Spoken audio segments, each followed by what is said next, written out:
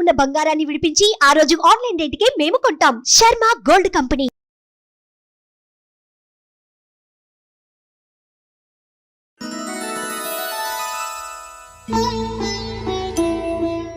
అందరికీ నమస్కారం. శ్రీ క్రోధినామ సంవత్సర ఉగాది శుభాకాంక్షలు. ప్రస్తుతం మనతో పాటు ప్రముఖ జ్యోతిషులు, శ్రీచక్రపీఠం వ్యవస్థాపకులు, 2 తెలుగు రాష్ట్రాల ప్రజలకు ఎంతో ఇష్టమైన గురువర్యులు, సుమన్ టీవీ ఆస్థాన ధార్మికులు డాక్టర్ ప్రదీప్ జోషి గారు మనతో పాటు ఉన్నారు.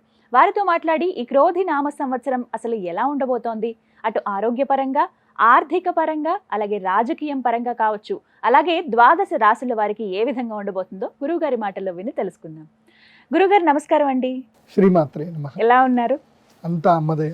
ముందుగా మీకు క్రోధినామ సంవత్సర ఉగాది శుభాకాంక్షలు. ప్రేక్షకులందరికీ మరియు మా సుమన్ టీవీ యాజమాన్యానికి, సుమన్ టీవీలో భాగస్వాములైనటువంటి ప్రతి ఒక్కరికి అందరికీ కూడా క్రోధినామ సంవత్సర నూతన సంవత్సర ఉగాది శుభాకాంక్షలు.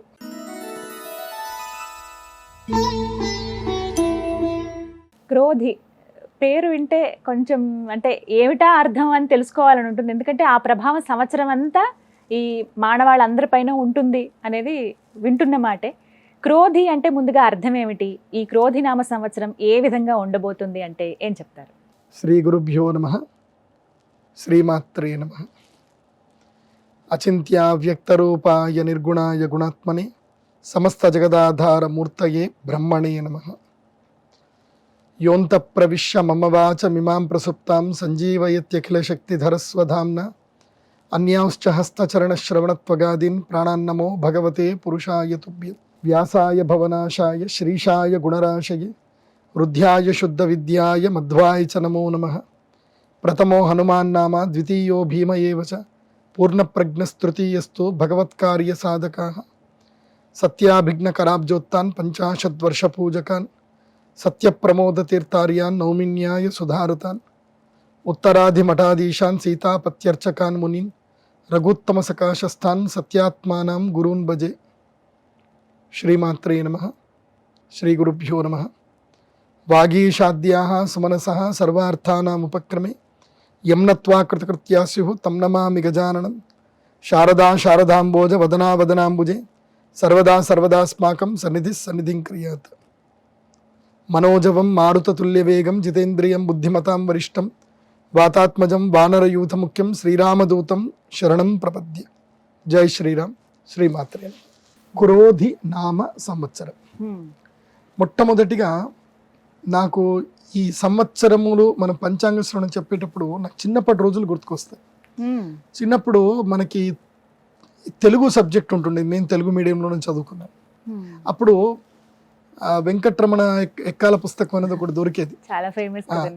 దాంట్లో ఎక్కాలతో పాటు ఏం ఇచ్చేవాళ్ళు అంటే సంవత్సరాల పేరు ఇచ్చారు. ప్రభవ, విభవ, శుక్ల, ప్రమోదూత, ప్రజోత్పత్తి, అలా 60 సంవత్సరాలు ఇచ్చారు. చిన్నప్పుడు మాకు గురుకులంలో మొట్టమొదటిగా మాకు మా అమ్మగారు కానీ మా ఇంట్లో చిన్నప్పుడు మాకు నేర్పించింది ఏంటంటే ఈ 60 సంవత్సరాల పేర్లు నీకు నోటికి రావాలి.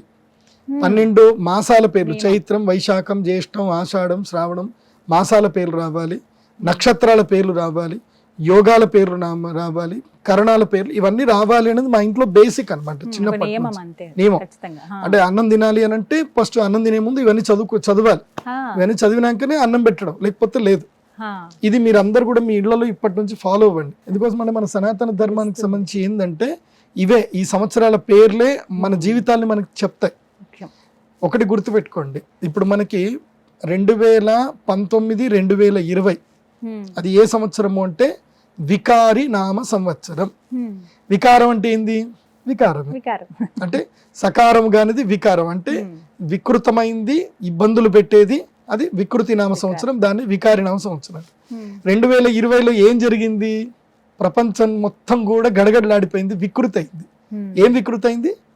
కోవిడ్, కరోనా వచ్చేసి మొత్తం అసలు మన కళ్ళలో కూడా ఎప్పుడు ఊహించి ఉండలేము.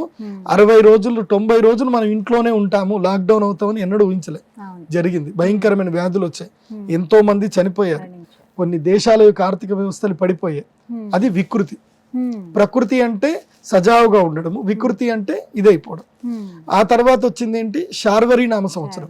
శార్వరి నామ సంవత్సరం ఏం చేసిందంటే అందరి జీవితాలను చీకట్లోకి నెట్టేసింది. ఎందుకోసం అంటే ఇప్పుడు కోవిడ్ వచ్చే సందర్భంలో ఎంతో మంది కొత్త కొత్త వ్యాపారాలు పెట్టారు, బాగుంటుంది అనుకున్నారు. ఆల్ ఆఫ్ సడన్ గా మొత్తం వ్యాపారాలు నష్టపోయారు, అందరూ చీకట్లకి వెళ్ళిపోయాయి జీవితాలన్నీ కూడా. ఆ తర్వాత ఏమైంది, లవనామ సంవత్సరం వచ్చింది. అంటే జంప్, అందరినీ తీసుకెళ్లి జంప్ చేయించింది. అంటే నదిని ఎట్లాగైతే దాటించి ఒడ్డు చేర్చిందో ప్లవనామ సంవత్సరం అందరినీ కూడా ఒడ్డు చేర్చింది. సో శోభకృత నామ సంవత్సరం లాస్ట్ ఇయర్ ఏమైంది, అందరికీ శుభాలు కలిగాయి, భారతదేశం యొక్క మార్కెట్ కూడా పెరిగింది, మళ్ళీ అందరు ఇల్లు కట్టుకుంటున్నారు, మళ్ళీ అందరికి ఉద్యోగాలు వచ్చాయి, మళ్ళీ క్యాబ్ డ్రైవర్లకు పని దొరికింది, మళ్ళీ అందరు కూడా ఎటు వెళ్తున్నారు, ఫ్లైట్లలో తిరుగుతున్నారు, ఆఫీస్లకి డైరెక్ట్ వెళ్తున్నారు, ఇంకా వర్క్ ఫ్రమ్ హోమ్ తగ్గింది, ఇబ్బందులన్నీ అయిపోయి అన్ని శుభాలు కలిగాయి. ఇప్పుడు ఏమవుతుంది అంటే క్రోధి నామ సంవత్సరం, అంటే ఇప్పటి వరకు వచ్చే 4 సంవత్సరాల పేర్లకు తగ్గట్టుగానే పనులు జరిగాయి. మరి ఇప్పుడు ఏంటి, క్రోధి నామ సంవత్సరం. క్రోధము, క్రోధి అంటే క్రోధము, అంటే ఈ సంవత్సర లక్షణం అంతా కూడా క్రోధం, అంటే కోపాలు ఎక్కువగా పెరుగుతాయి, విపరీతమైన కోపాలు పెరుగుతాయి, మనుషులకు మధ్యన నమ్మకం తగ్గిపోతుంది.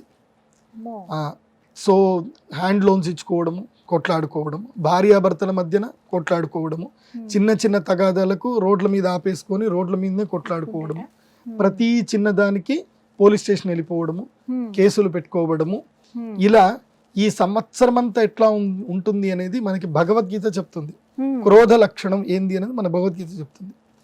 క్రోధాత్ భవతి సమ్మోహ, సమ్మోహాత్ స్మృతి విభ్రమ, స్మృతిభ్రంశాత్ బుద్ధినాశ, బుద్ధినాశాత్ ప్రణశ్యతి.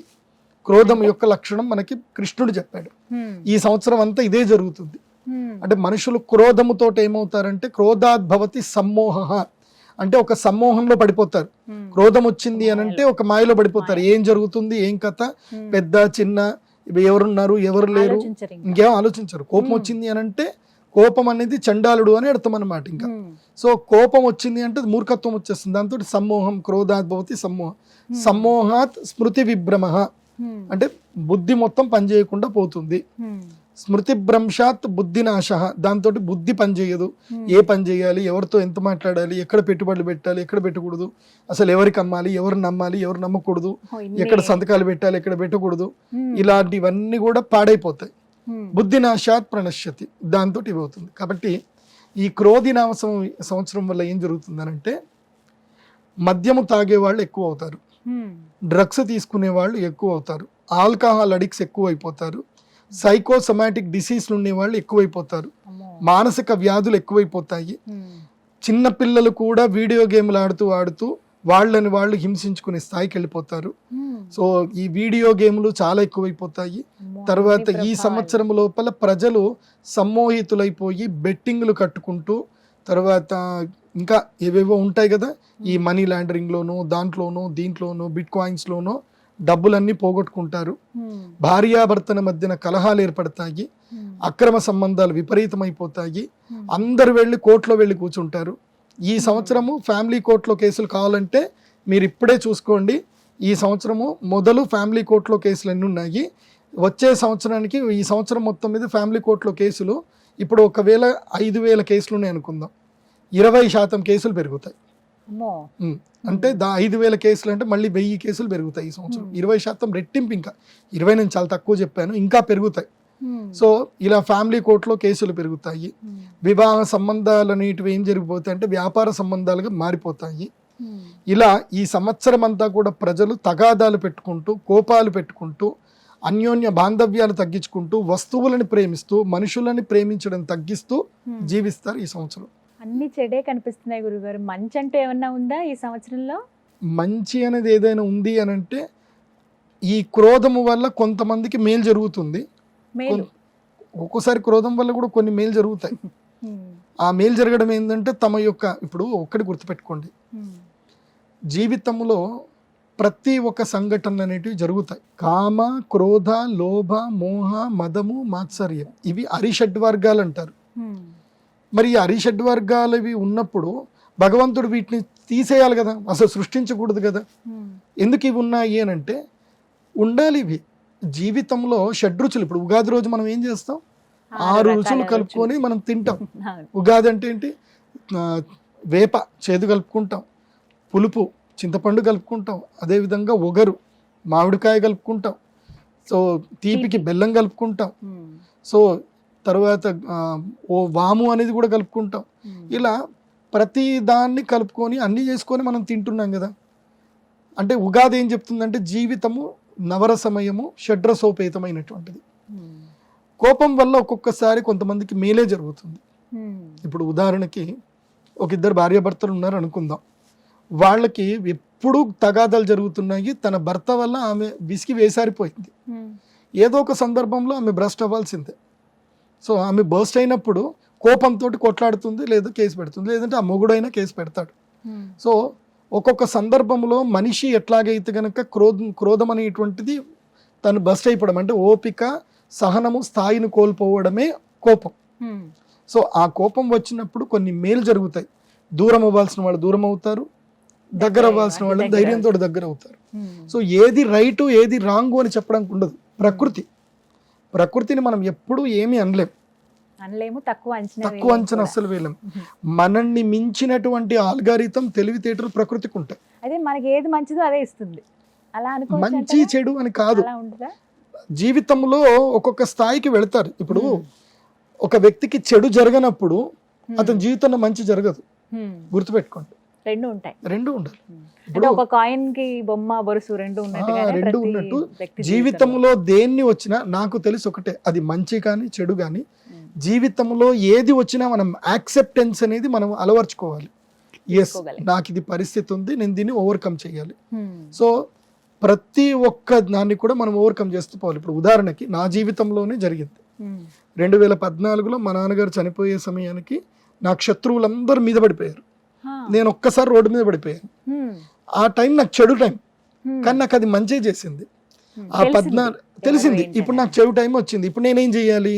నేను దీన్ని ఓవర్కమ్ చేయాలి. ఈ బ్యాడ్ టైంని నేను ఓవర్కమ్ చేయాలి. దానికి మనం తల వంచకూడదు.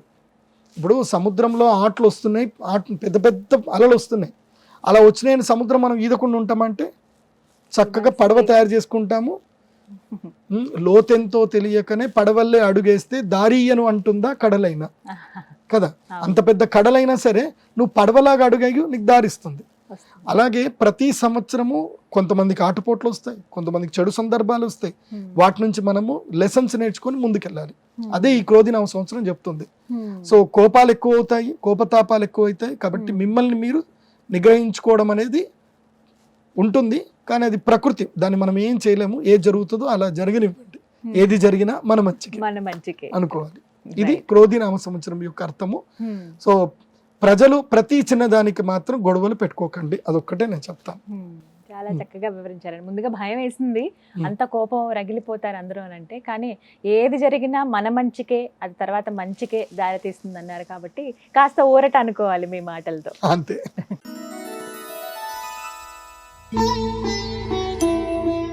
గురుగారు, రాజాది నవనాయకులు ఈ క్రోధినామ సంవత్సరంలో ఏ విధంగా ఉంటాయి? ఎందుకంటే మనం చూస్తూ ఉంటాం కదా, ఏదైనా గవర్నమెంట్ కొత్తగా ఫామ్ అయినప్పుడు మంత్రిత్వ శాఖ అదే చాలా బలం, ఒక్కొక్క శాఖను వాళ్ళకి ఇస్తారు. చాలా వాళ్ళు పగడ్బందీగా ఆ శాఖల్ని వాళ్ళ పొజిషన్స్ని వాళ్ళు నిర్వర్తిస్తూ ఉంటారు. అలాగే ప్రతి సంవత్సరానికి కూడా ఉంటాయని విన్నాను, వాటిని నవనాయకులు అని అంటూ ఉంటారు కదా. వాటి గురించి వివరించండి. ఈ క్రోధినామ సంవత్సరంలో అసలు ఎలా ఉన్నాయి? శ్రీ గురుభ్యో నమః. శ్రీమాత్రే నమః. ఈ క్రోధినామ సంవత్సరంలో రాజాది నవనాయకులు, దాంతో పాటు ఉపనాయకులని కూడా ఉంటారు.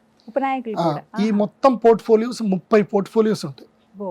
సో ఈ 30 పోర్ట్ఫోలియోస్కే నవగ్రహాలే అధినాయకులై ఉంటారు. అందులోపల ద మెయిన్ ఇంపార్టెంట్ పోర్ట్ఫోలియోస్ వచ్చేసి 9 ఉంటాయి. దాంట్లో రాజు, ఈ సంవత్సరం రాజు ఎవరయ్యారు అనేది చాలా ఇంపార్టెంట్. రాజును బట్టే మొత్తము అందరూ, అందుకోసం అంటే రాజు ఎట్లా ఉంటే మిగతా వాళ్ళందరూ అలాగ ఉంటారు. రాజు బాగా లేడు అనుకోండి, ఇక మొత్తం అంతా కొలాప్స్ అయిపోయినట్టు. సో ఈ సంవత్సరం రాజు ఏమవుతుందంటే, ఈ సంవత్సరం ఉగాది మంగళవారం మనకి ప్రారంభమైంది. సో ఏ వారం అయితే ఉగాది ప్రారంభం అవుతుందో ఆ వారాధిపతే ఆ సంవత్సరానికి రాజు అవుతాడు. అంటే సో మంగళవారం కాబట్టి మంగళుడు, కుజగ్రహమే ఈ సంవత్సరానికి రాజు. కుజుడు అంటే అర్థం ఏమిటి అని అంటే క్రోధము, కోపము, యుద్ధము, రక్తము, హింస, తర్వాత తగాదాలు పెట్టుకోవడాలు, ఇవన్నీ కూడా కుజుడే. ఇప్పుడు ఎవరికైనా వివాహం కాలేదని అంటే ఏమడుగుతారు? మీకు కుజదోషం ఆ, ఉందా అని కుజదోషం ఉందా అని అడుగుతారు కదా. ఈ సంవత్సరం అందరికీ కుజదోషం ఉన్నట్టే, ఓ. మొత్తం భారతదేశంలో ఉండే వాళ్ళందరూ అందరికీ. కుజదోషమే.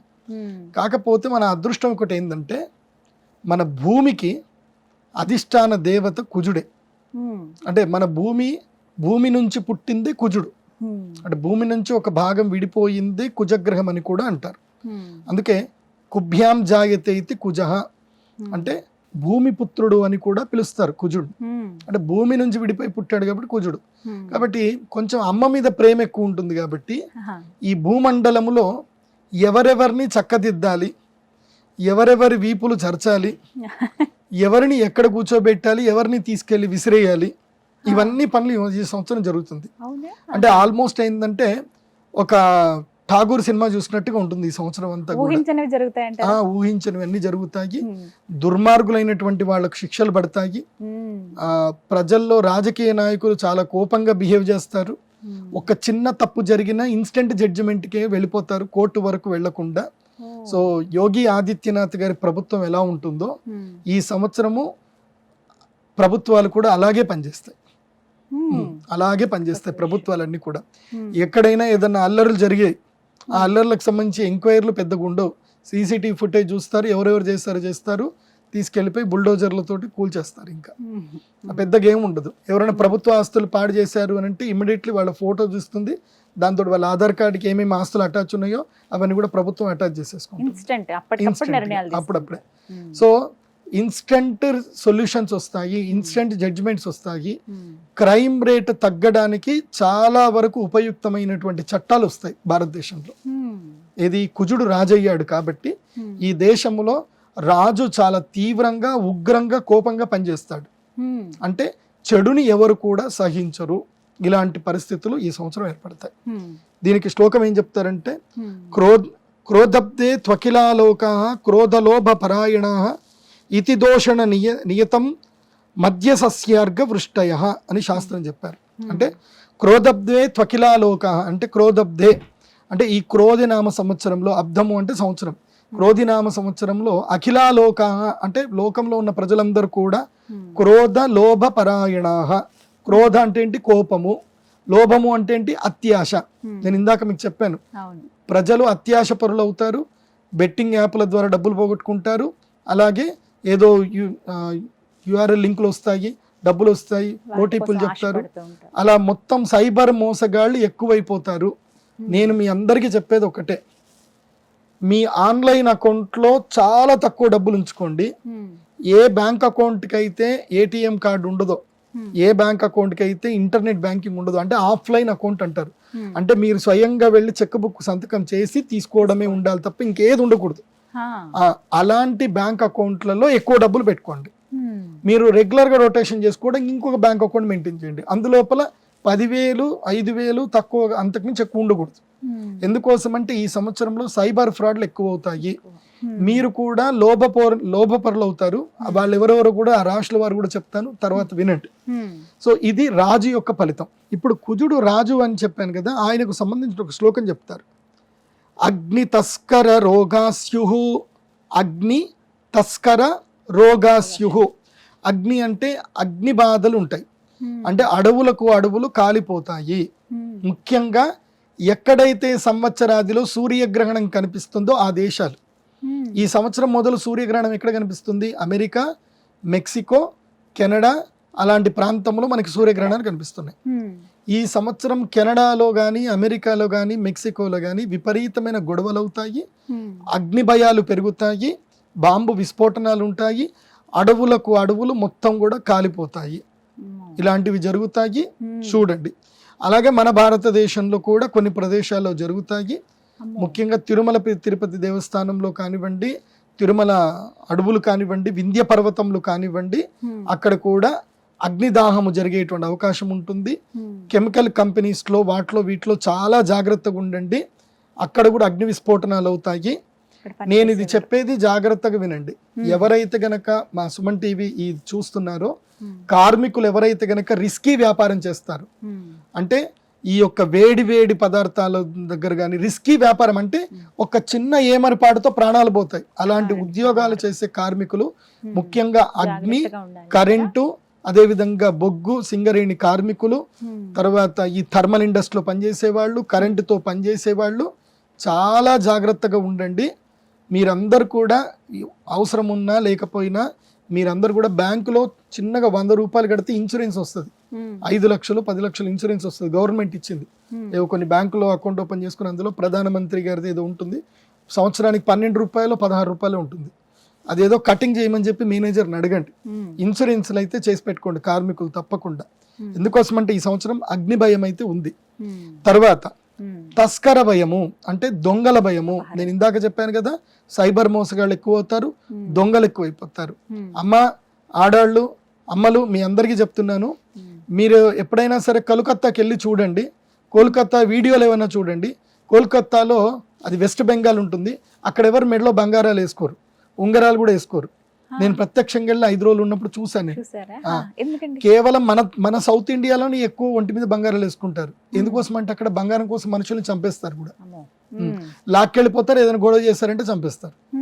సో అలాంటి పరిస్థితులు ఇప్పుడు రాబోతున్నాయి. ఎందుకోసం అంటే బంగారం ధర అంత ఇంత కాదు, ఈ సంవత్సరం బంగారం ధర పెరిగిపోతుంది కాబట్టి మెడలో అవసరమైతే రోల్డ్ గేళ్ళు వేసుకొని తిరగండి. గోల్డ్ ఏదైనా ఉంటే గనక ఈ సంవత్సరానికి మాత్రం లాకర్లో పెట్టండి, ప్రాణాల మీదకి తెచ్చుకోవద్దు. చైన్ స్నాచర్లు పెరుగుతారు. ఎందుకోసం అంటే ఒక్క క్షణంలో భయపెడితే వాడికి 10 లక్షల రూపాయలు వస్తాయి ఈజీగా. ఒక 10 తులాల బంగారం అనుకోండి 7 లక్షలు, 20 తులాల బంగారం అయితే పక్కా ఉంటుంది. మనలోకైతే గోల్డ్ ఏది పెద్ద పెద్ద గొలుసులు చైన్లు ఉంటాయి. మన ఆంధ్రాకి పోయినా ఎటువైనా చంద్రహారాలు ఆహారాలు అవి వేసుకొని తిరగండి, ఏం పర్లేదు. మీరు ఏదైనా ఫంక్షన్లకు వెళ్ళినప్పుడు కారు దిగిన తర్వాత ఫంక్షన్ హాల్ ఎంటర్ అయిన తర్వాత వేసుకోండి, మళ్ళీ జాగ్రత్త పెట్టేసుకొని ఇంటికి వచ్చేయండి. ఈ సంవత్సరం దొంగల భయం విపరీతంగా ఉంది, ఇది గుర్తుపెట్టుకోండి. అండ్ రక్షక పోలీసులు ఎవరైతే ఉన్నారో వాళ్ళు కూడా జాగ్రత్త పడండి. ఈసారి ట్రైన్లో దొంగలు ఎక్కువ అవుతారు. తర్వాత వాహనాల మీద కోడిగుడ్లు వేసి దొంగతనాలు చేసే వాళ్ళు ఎక్కువ ఉంటారు. వాహనాలని టైర్ బ్రాస్ట్ చేసి దొంగతనాలు చేసే రకాలు ఎక్కువ ఉంటాయి. ఇవి క్రైమ్ న్యూస్లో, సుమన్ టీవీ న్యూస్లో కూడా వస్తాయి, మీరు చూడండి. నేను చెప్పేది వాక్కు సత్యం అవుతుంది కాబట్టి ఏదైనా డిజిటల్ మనీ రూపంలో పెట్టుకోండి, క్యారీ చేయకండి.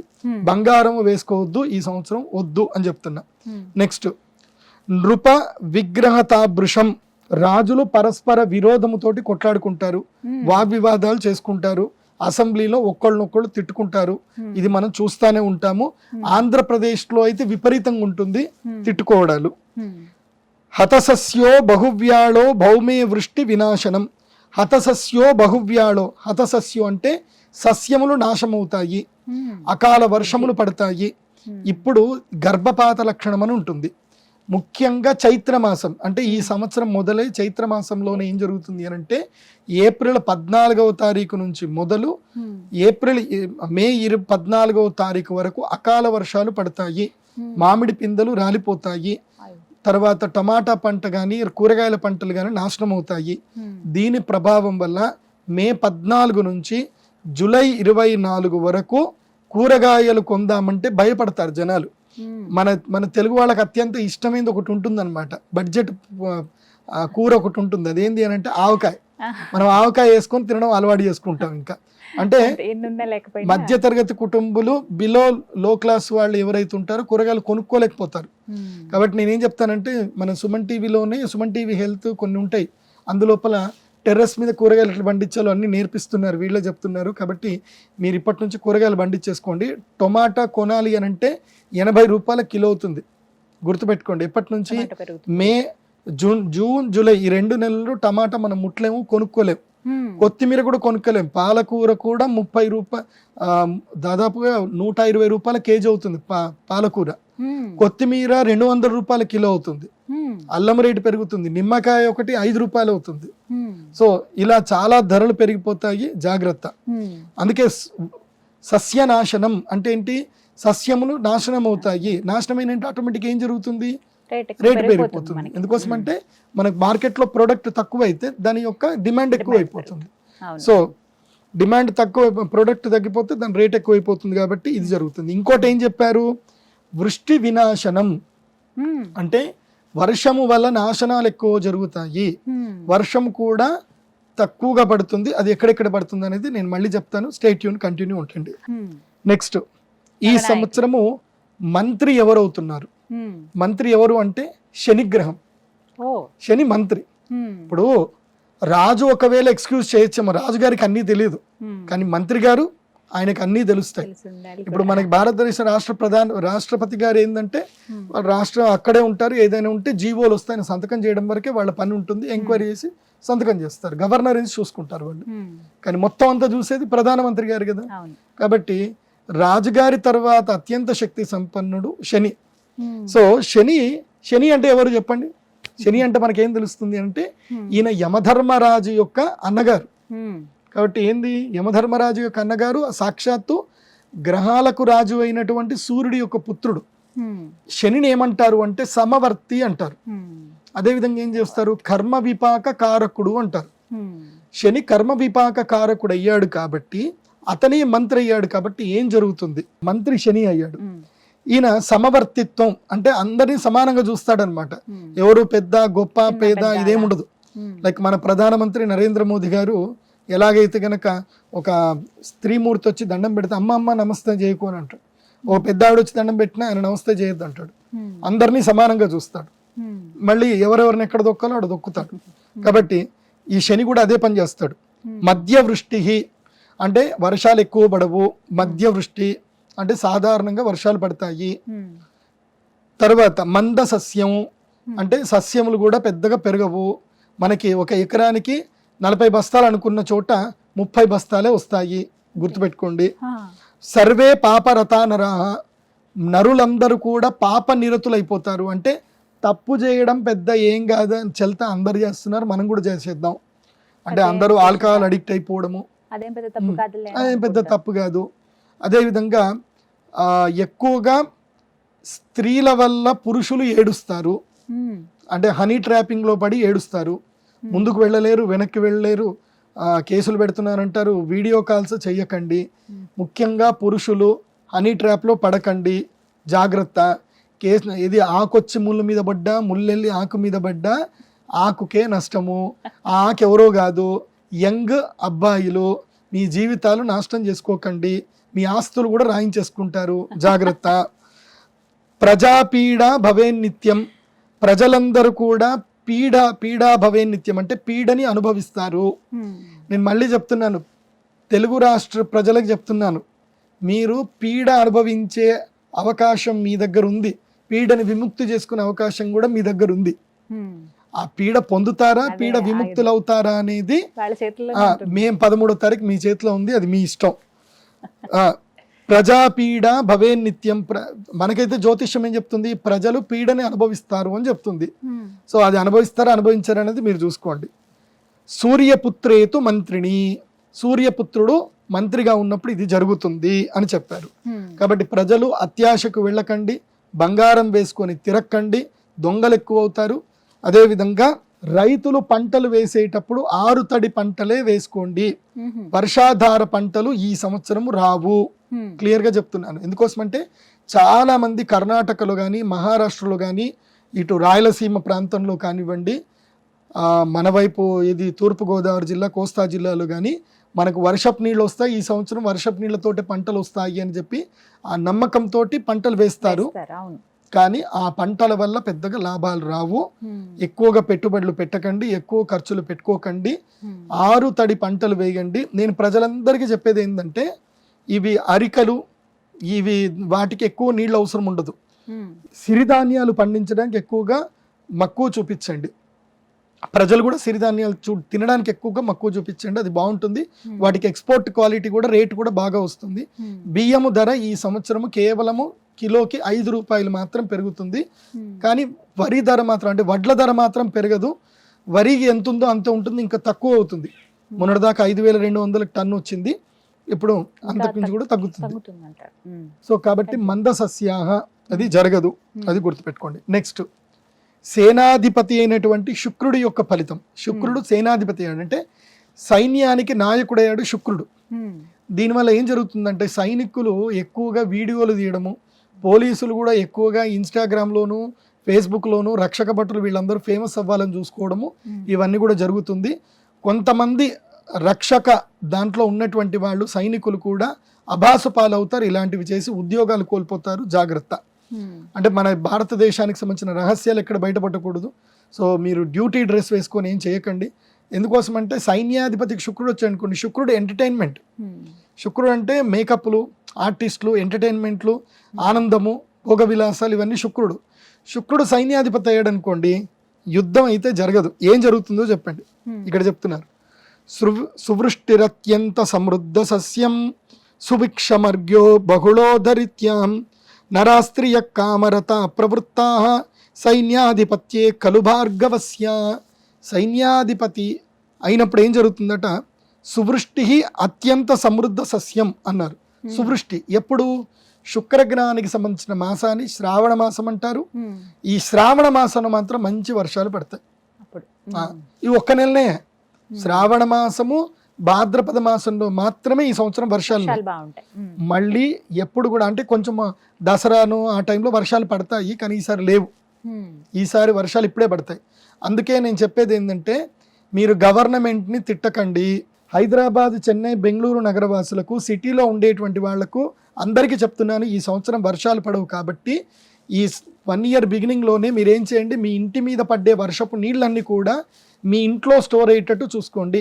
ప్రతి ఇంట్లో 20,000 లీటర్ల నీళ్లు కాపాడుకునేటట్టుగా ప్రయత్నం చేయండి. ప్రతి అపార్ట్మెంట్లో ఉండేటువంటి వాళ్ళు మినిమం 1,00,000 నుంచి 5,00,000 లీటర్ల నీళ్లు కాపాడుకునే ప్రయత్నం మీరు ఇప్పుడే చేసుకోండి. ఎందుకోసం అంటే ఇది బిగినింగ్, క్రోధినామ సంవత్సరం బిగినింగ్. రాబోయే 7 సంవత్సరాల్లోనూ వాటర్ క్రైసిస్ అనేటివి ఏర్పడతాయి. ఇప్పుడు ఆల్రెడీ బెంగళూరులో ఏర్పడింది. బెంగళూరు నుంచి కానీ చెన్నై నుంచి కానీ సాఫ్ట్వేర్ కంపెనీలన్నీ కూడా తరలి వెళ్ళిపోతున్నాయి. కానీ ఇది ఒక విధంగా మంచి న్యూసే.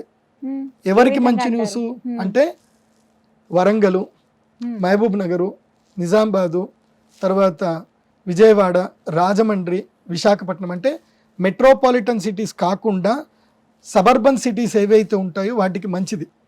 నీళ్ళు అక్కడ దొరుకుతాయి కాబట్టి జనాలందరూ అక్కడికి వచ్చేస్తారు, సాఫ్ట్వేర్ కంపెనీలు అక్కడికి వచ్చేస్తాయి. ఎక్కడ నీళ్లు ఉంటే జనాలు అక్కడ ఉండాలి కాబట్టి అక్కడికి వచ్చేస్తారు. కాబట్టి అర్బన్ సిటీలన్నీ కూడా పెరుగుతాయి. కానీ మెయిన్గా ఏవైతే మెట్రోపాలిటన్ సిటీస్ ఉన్నాయో అక్కడ జనాలు కష్టాలు పడుతూ బాధలు పడుతూ ఉంటారు, నీటి కష్టాలు ఉంటాయి. ఇది ఈ సంవత్సరం గుర్తుపెట్టుకోండి. కాబట్టి నీటిని కాపాడుకునే ప్రయత్నం చేయండి. ఆల్రెడీ మీకు సుమన్ టీవీలో కూడా చెప్పారు, వాటర్ని ఎలా కాపాడుకోవాలి ఏం కథ అని. సుమన్ టీవీలో ఏదో వీడియో ఉన్నట్టుంది, అది కూడా చూడండి. ఇక్కడే గచ్చిబౌల్లో ఒక ఇంటిది వీడియో చేసినట్టున్నారు, మీరు ఎవరో చేసినట్టున్నారు. సో వాళ్ళు వర్షపు నీటి మొత్తం సేవ్ చేసుకుంటున్నారు.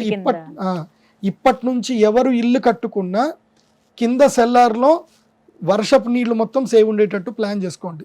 అది మాత్రం పక్కా, దాన్ని మర్చిపోవద్దు. ఇది ఇంకోటి ఏం చెప్తున్నారు, నరా స్త్రియా కామరతాహ. నరహ అంటే మగవాళ్ళు, స్త్రియ అంటే ఆడవాళ్ళు, కామరతాహ అంటే కోరికలతోటి గిలగిలలాడి కొట్టుకుంటా ఉంటారనమాట. సో వాళ్ళని వీళ్ళు పరిచయం, వీళ్ళని వాళ్ళని పరిచయం, మల్టిపుల్ రిలేషన్షిప్లో ఉండడము, హనీ ట్రాప్లో గురవ్వడము, డబ్బులు పోగొట్టుకోవడము, ఏడవడాలు, తర్వాత బ్లాక్మెయిల్ చేయడాలు, ఇవన్నీ కూడా జరుగుతాయి. నరాస్త్రియా కామరతా ప్రవృత్తా అని చెప్పారు. సో ఇది ఈ సంవత్సరం లక్షణం ఇది. కాబట్టి జాగ్రత్తగా ఉండండి. ముఖ్యంగా ఎక్కడో మీ అమ్మ నాన్న మిమ్మల్ని మీరు అద్భుతంగా మీరు జీవితాలు గడుపుతారు, మీరు కెరియర్ ఎస్టాబ్లిష్ చేసుకుంటారని వాళ్ళ జీవితాల్ని తాకట్టు పెట్టి మిమ్మల్ని ఇక్కడ పంపిస్తే మీరు ఇక్కడ హాస్టల్లో ఉండి టిక్ టాక్లు, ఇన్స్టా రీల్స్, ఆ వైరల్ ఈ వైరల్ అని చేసుకుంటూ జీవితాలు పాడు చేసుకోకండి. సీరియస్గా చదువుకోండి, మంచి ఉద్యోగాలు తెచ్చుకోండి. కాకపోతే ప్రకృతి అయితే ఇప్పుడు అట్లాగే ఉంది, జాగ్రత్త. నెక్స్ట్, సస్యాధిపతే కుజస్య ఫలం. కుజుడు సస్యాధిపతి అయ్యాడు. దీని యొక్క ఇదేంటి, సృష్టి సర్పదేశేషు సమృద్ధాశ్చ కణాదయ సమృద్ధాశ్చణకాదయ రక్తభూమి సుఫలిత పూర్వసస్యాధిపే కుజే. అంటే సువృష్టి సర్వదేశేషు, సువృష్టి సర్వదేశేషు అంటే వర్షం బాగా పడుతుంది. ఎక్కడైతే ఎర్ర నీళ్ళలు ఉన్నాయో, ఎక్కడైతే పర్వత ప్రాంతాలు ఉన్నాయో, ఎక్కడైతే శివుణ్ణి అత్యంత ప్రీతిగా పూజిస్తారో, ఎర్ర నీళ్ళలు ఎక్కడైతే ఉంటాయో అక్కడ మంచి వర్షాలు పడతాయి. అది కాకుండా ఈ సంవత్సరము ఏవేవి అంటే ద్విదళ ధాన్యాలు బాగా పండుతాయి. అంటే కందిపప్పు, పెసరపప్పు, మినుప్పప్పు ఇవి బాగా పండుతాయి. అయినా సరే దుర్మార్గులు ఎక్కువ ఉంటారు కదా, శని మంత్రి అయ్యాడు కదా, కాబట్టి వాళ్ళందరూ దాచుకొని రేటు మాత్రం పెంచుతారు. సో ఈ సంవత్సరము కందిపప్పు ధర 3% పెరుగుతుంది. అన్ని పప్పు దినుసుల ధరలు 3% పెరుగుతాయి. ఇది జాగ్రత్త. ముఖ్యంగా చెనకాదేహ శనగపప్పు ధర బాగా పెరుగుతుంది. ఎందుకోసం అంటే పబ్లిక్ కి బయటకు వెళ్ళి తినడం ఇష్టం ఉంటుంది కాబట్టి ఎక్కువగా శనగపిండికి సంబంధించి తింటారు కాబట్టి ఈ మురుకులు, శనగలు, బజ్జీలు, తర్వాత ఇంకేమేమో ఉంటాయి కదా స్నాక్స్ అవి ఉంటాయి కదా, ఇవన్నీ శనగపప్పువే. సో ఇన్స్టెంట్ ఫుడ్ అంతా కూడా శనగపప్పే. కాబట్టి ఇన్స్టెంట్ ఫుడ్ ఒక గోపాల్ కంపెనీ అని చెప్పి ఐపీఓకి వచ్చింది first time. So stock market లో లీడ్ అయ్యింది. కాబట్టి శనగపప్పుకి ఎంత డిమాండ్ ఉందో పబ్లిక్ అర్థం అవ్వడం వలన అందరు ఫాస్ట్ ఫుడ్ సెంటర్లు రన్ చేయడం వలన శనగపప్పుకు డిమాండ్ పెరుగుతుంది. కాబట్టి ఈ సంవత్సరం శనగపప్పు ధర 10% పెరుగుతుంది. ధర ఇప్పుడు ఎంత ఉందో అంతకు 10% ధర అయితే పప్పుల ధరలు పెరుగుతాయి. ఇక ధాన్యాధిపతే రవస్య ఫలం, రవి ధాన్యాధిపతి అయ్యాడు కాబట్టి చెప్పాను కదా, అరికలు సిరిధాన్యాలు బాగా పండుతాయని చెప్పాను కదా, అదే ఇక్కడ చెప్తున్నారు. మధ్యవృష్టి ఫలం స్వల్పం అనర్గం చ మహతో భయం రక్తసస్యాది జాయంతే సూర్యే ధాన్యాధిపే సతి. సూర్యుడు ధాన్యాధిపతి అయితే రక్తసస్యాది జాయంతే అంటే ఎర్రటి ఏవైతే పదార్థాలు ఉంటాయి, ముఖ్యంగా పుష్పాలు, ఫలాలు మంచిగానే వికసిస్తాయి, కానీ ధాన్యాలు మాత్రం సరిగ్గా రావు. ఈ సంవత్సరం గోధుమల ధర ఇంకా పెరుగుతుంది. గోధుమల ధర కూడా 3% నుంచి 7% వరకు పెరిగే అవకాశం ఉంటుంది. అదేవిధంగా ఈ సంవత్సరం ఏం జరుగుతుంది, గర్భపాత లక్షణం అని జరుగుతుంది. ఇది బాగా అద్భుతంగా గుర్తుపెట్టుకోండి, సేవ్ చేసుకోండి. ఇప్పుడు ఇది చెప్పేది పర్జన్య గర్భ లక్షణం అంటారు, పర్జన్య గర్భపాత లక్షణం అంటారు. అంటే మేఘము పూర్తిగా ఏర్పడక ముందు, ఒక మేఘం ఏర్పడడానికి 190 దినశత అంటే 195 రోజులు పడుతుంది. ఇది మధ్యలోనే పగిలిపోతుంది, అప్పుడు ఎర్రటి రక్తధారలు పడతాయి. అంటే వర్షం మనకి ఎప్పుడు కూడా క్రిస్టల్ క్లియర్ గా ఉంటుంది, నీళ్ళు అంటే క్రిస్టల్ గా ఉంటాయి, కానీ ఒక్కొక్క ప్రదేశంలో ఎలా అంటే ఎర్రటి రక్తం లాగా వర్షం పడుతుంది. ఇది ఎక్కడ అంటే చైనా ప్రాంతంలో పడుతుంది. చైనాలో కొన్ని కృత్రిమ వర్షాలు కురిపిస్తారు, దానివల్ల చైనాలోను అదేవిధంగా మెక్సికో లాంటి ప్రాంతంలోను అమెజాన్ అడవుల్లోనూ ఇవి పడతాయి. అర్ఘాధిపతే శుక్రస్య ఫలం, శుక్రుడు అర్ఘాధిపతి అడిగా. శాలీ క్షుజల సస్యార్ఘ వృద్ధిర్భూపా స్వధర్మగా సంపూర్ణ జలదా వృష్టి శుక్రే చార్ఘాధిపతే సతి. అర్ఘాధిపతి శుక్రుడు అయ్యాడు. అర్ఘములు అంటే ఏంటంటే సమస్తమైనటువంటి ధాతువులు, బంగారము, వెండి, రాగి, ఇంకా ఇవన్నీ మనకి పీరియాడిక్ టేబుల్ అంటారు కదా, అందులోపల ఉండే అన్ని కూడా ఈ సంవత్సరం తర్వాత 12% రేట్లు పెరుగుతాయి. అన్నిటికీ 12% రేట్లు పెరుగుతాయి. ఇప్పుడంతా మెటల్స్ అన్ని కూడా రేట్లు పెరుగుతాయి. అప్ టు 5% to 12% వరకు రేట్లు పెరుగుతుంది. బంగారము 12% ఇంక్రీజ్ అవుతుంది, వెండి 8% ఇంక్రీజ్ అవుతుంది, రాగి 5% ఇంక్రీజ్ అవుతుంది. అయితే ఈ సంవత్సరం ఏం జరుగుతుందంటే ప్రజలందరూ కూడా ఇవి బంగారు ఆభరణాలు కొనడం తగ్గించి ఈ 1 గ్రామ్ గోల్డ్ అని కొనుక్కోవడం స్టార్ట్ చేస్తారు. ఎవరైనా ఇంట్లో ఉండి వ్యాపారాలు చేసేవాళ్ళు ఉన్నారా? ఇంట్లో వాట్సాప్ స్టేటస్ లోను ఇన్స్టాగ్రామ్ లో బిజినెస్ చేసే వాళ్ళు ఉన్నారుగా. మా సుమన్ టీవీ కూడా ఎంకరేజ్ చేస్తుంది, మీ ఇంటికి వచ్చి మీరు ఏమమ్ముతారో చెప్తుంది. కాబట్టి అలాంటి వ్యాపారస్తులకు, చీరలు అమ్మే వాళ్ళకి, 1 గ్రామ్ గోల్డ్ అమ్మే వాళ్ళకి, తర్వాత చీరలు నేయించే వాళ్ళకి, వీళ్ళకి అఖండ లాభం వస్తుంది ఈ సంవత్సరం. అర్ఘాధిపతి బాగున్నాడు కాబట్టి బాగుంటుంది, లాభం వస్తుంది. వర్క్ ఫ్రమ్ హోమ్ చేసేటువంటి ఆడవాళ్ళకి, ఇంట్లో కూర్చొని సంపాదించే ఆడవాళ్ళకి మాత్రం శుక్రుడు అనుగ్రహం ప్రసాదిస్తున్నాడు. నెక్స్ట్ మేఘాధిపతి శుక్రుడు ఫలం, శుక్రుడు మేఘాధిపతి అయ్యాడు కాబట్టి అతివృష్టి సుభిక్షంచ సస్యవృష్టిర్ నిరామయ క్షీరప్రద సదాగావ శుక్రే మేఘాధిపే సతి. నేను ఇందాక చెప్పాను, శుక్రుడు అధిష్టాన దేవతగా ఉండేటువంటి మాసము శ్రావణ మాసము, తర్వాత భాద్రపద మాసములో గురుగ్రహం కాబట్టి శ్రావణ భాద్రపద మాసాలు మాత్రం మంచి వర్షాలు పడతాయి, ఆ నీటిని కాపాడుకోండి. తర్వాత ఈ సంవత్సరం ఎవరైతే గనక ఫ్లవర్ డెకరేషన్ వ్యాపారం చేస్తారో, పువ్వులు ఎవరైతే పెంచుతారో, అశ్వగంధాది ఆయుర్వేద పంటలు ఎవరైతే పండిస్తారో వాళ్ళకి మంచి లాభం వస్తుంది. ఆయుర్వేద పంటల మీద కాన్సన్ట్రేషన్ చేసుకోండి. రసాధిపతే గురోహ ఫలం, గురువు రసాధిపతి అయ్యాడు. రసములు సువృష్టి సర్వసస్యానాం ఫలితా వృక్షజాతేయ సదారోగ్యం సుభిక్షంచ జీవేది రసాధిపే. సో రసాధిపుడు మంచిగా ఉన్నాడు కాబట్టి కెమికల్ స్టాక్స్ బాగా కలిసి వస్తాయి. సో ఏ కెమికల్స్ మిక్సింగ్ అవన్నీ ఉంటాయి కదా, కలర్లు, రంగులు, ఇంకా ఆయుర్వేదానికి సంబంధించిన మెడిసిన్స్, ఇవన్నీ కూడా మంచిగా ఉంటాయి. ఫార్మా స్టాక్స్ కూడా 8% స్టాక్స్ ఇంక్రీజ్ అయ్యే అవకాశం ఉంటుంది, గుర్తుపెట్టుకోండి. ఫార్మా స్టాక్స్ కలిసి వస్తాయి. నెక్స్ట్ నీరసాధిపతి కుజస్య ఫలం, నీరశేషో యదా భౌమః ప్రవాళ రక్తకాససాం రక్తచందన తామ్రాణం సువృద్ధిర్ భామతే గతి. నీరసాధిపతి కావున పగడములు, రాగి, రక్తచందనములు, ఎర్రని వస్త్రములు అభివృద్ధి చెందును. కాబట్టి ఎర్రని వస్త్రాలు కానీ ఎర్రటి భూములకు కానీ మంచి ధరలు పలుకుతాయి. అయా రైతులు, ఎర్రటి భూములు ఉన్న రైతులు మీరు భయపడకండి, మీ భూములకు ధరలు పెరుగుతాయి. తక్కువ రేట్లకు అమ్ముకోకండి, మంచి రేటుకి అమ్ముకోండి, కాంప్రమైజ్ అవ్వద్దు. ఎర్రటి భూములు ఉన్న రైతులు ఈ సంవత్సరం బాగా వస్తాయి. ఇది నవనాయకుల యొక్క ఫలితం. కాబట్టి అర్థం చేసుకోండి, మొత్తం హోల్ ఇయర్కి ఏమేమి చెప్పాను, ఏమేమి జాగ్రత్తలు పడాలో చెప్పాను. సో నెగిటివ్ వైపు ఎక్కువగా వెళ్ళకండి, ఉండండి. మళ్ళీ దీన్ని కావాలంటే రిపీట్ చేసుకుంటూ చూస్తూ ఉండండి, తెలుస్తుంది. సో ఈ సంవత్సరము పశుపాలకం. ఎందుకోసం అంటే పశువులు లేకపోతే మనం ఉండం, పశువులతోటే మన జీవితం ఆధారపడి ఉంది. కాబట్టి పశుపాలకుల విషయంలో ఏంటంటే ఈసారి యముడు పశుపాలకులు నాయకుడు అయ్యాడు. పశువులని కట్టేసేవాడు యముడయ్యాడు, విడిపించుకునేవాడు కృష్ణుడు అయ్యాడు. కృష్ణుడు బలరాముడు ఇద్దరు వచ్చి విడిపించుకెళ్తారు, కానీ కట్టేవాడు మాత్రం యమధర్మరాజు అయ్యాడు. అంటే ఏమవుతుంది అంటే ఈ సంవత్సరము కోళ్ళు, గొర్రెలు, ఏవైతే మనం మాంసాలు తింటామో ఈ తినే మాంసాలకు సంబంధించి చతుష్పాదములు, పక్షులు అంటే 4 కాళ్ళు, తర్వాత పక్షులు, ఇవి ఏవైతే ఉన్నాయో వీటన్నిటికీ ఎక్కువగా మృత్యు ఎక్కువ ఉంటుంది. అంటే చాలా చచ్చిపోతాయి ఈ సంవత్సరం. దానివల్ల ఈ వ్యాపారం చేసే వాళ్ళకి మాత్రం లాభాలు కలుగుతాయి.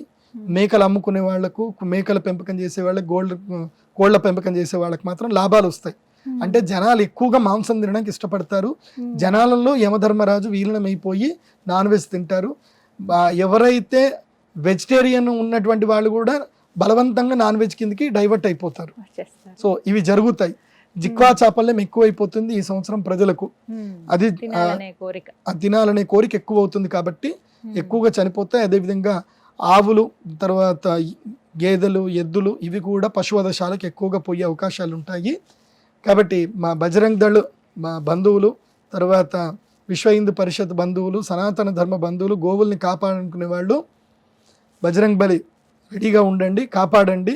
ఆ చట్టాలన్నీ నేర్చుకోండి, ఎక్కడ పడితే అక్కడ కాపాడండి. గోవు కనబడిందా తీసుకెళ్లి కారు అడ్డం పెట్టి ఆపేయండి, ఇది ఏమన్నా కానీ.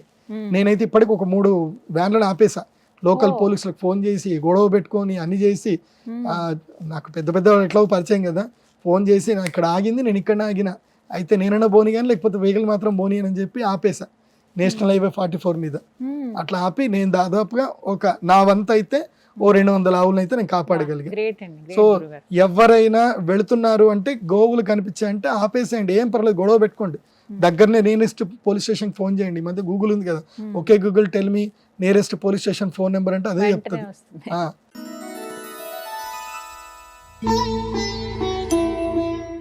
గురుగారు, మరి ఈ క్రోధినామ సంవత్సరంలో వర్షాలు ఏ విధంగా ఉన్నాయి? బాగానే పడతాయి అంటారా? ఎందుకంటే వాటిపైనే ఆధారపడింది ప్రతి ఒక్క పంట కూడాను.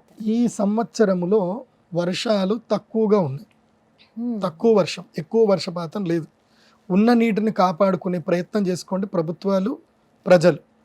వర్షపు నీటిని ఒడిసి పట్టడం మర్చిపోవద్దు. ఈ సంవత్సరం వర్షాలు ఎక్కడెక్కడ పడతాయో చెప్తాను వినండి.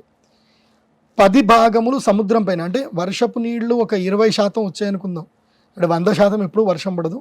ఎందుకోసం అంటే మిగతా నీళ్ళన్నీ కూడా మనకి మేఘాల రూపంలో, తర్వాత ఇవి మంచు రూపంలో ఉండిపోతాయి. 20% మాత్రమే మనకి మంచినీళ్ళు దొరుకుతాయి భూమిపైన. సో ఆ 20%లో వర్షాలు పడే 20%లో 10% పోయి సముద్రంలోనే వర్షం పడుతుంది. అంటే 20లో సగానికి సగము సముద్రంలోనే వర్షం పడుతుంది. కాబట్టి ఆ నీళ్లు మనకు కాదు, మనకి మంచి ఆక్సిజన్ రావడానికి సముద్రంలో మంచినీళ్ళు పడాలి. అలా పడితేనే చేపలకు వాటికి బాగుంటుంది. కాబట్టి అది మనకు మంచిదే. ఎందుకోసం అంటే నేచర్ని బ్యాలెన్స్ చేయాలంటే సముద్రం బాగుండాలి. కాబట్టి సముద్రంలో 10% నీళ్లు పడిపోతాయి. ఇక మిగతా 7% ఎక్కడ పడతాయి అని అంటే ఇవి పర్వతముల పైన పడతాయి. ఎందుకోసం అంటే పర్వతాల మీద నీళ్లు పడితేనే మనకి నదులు వస్తాయి. నీళ్లు రెగ్యులర్ గా పర్వతాల నుంచే పుడతాయి కదా. కాబట్టి 7% నీళ్లు పర్వతాల మీద పడతాయి. అది కూడా వెస్టర్న్ ఘాట్స్, అంటే పశ్చిమ భాగంలో ఉండేటువంటి కేరళ, పూణే, గోవా, అటుపైన గుజరాత్, ఈ ప్రాంతంలో మంచి వర్షాలు పడతాయి. మహారాష్ట్ర, కేరళ, గోవా అక్కడ మంచి వర్షాలు పడతాయి.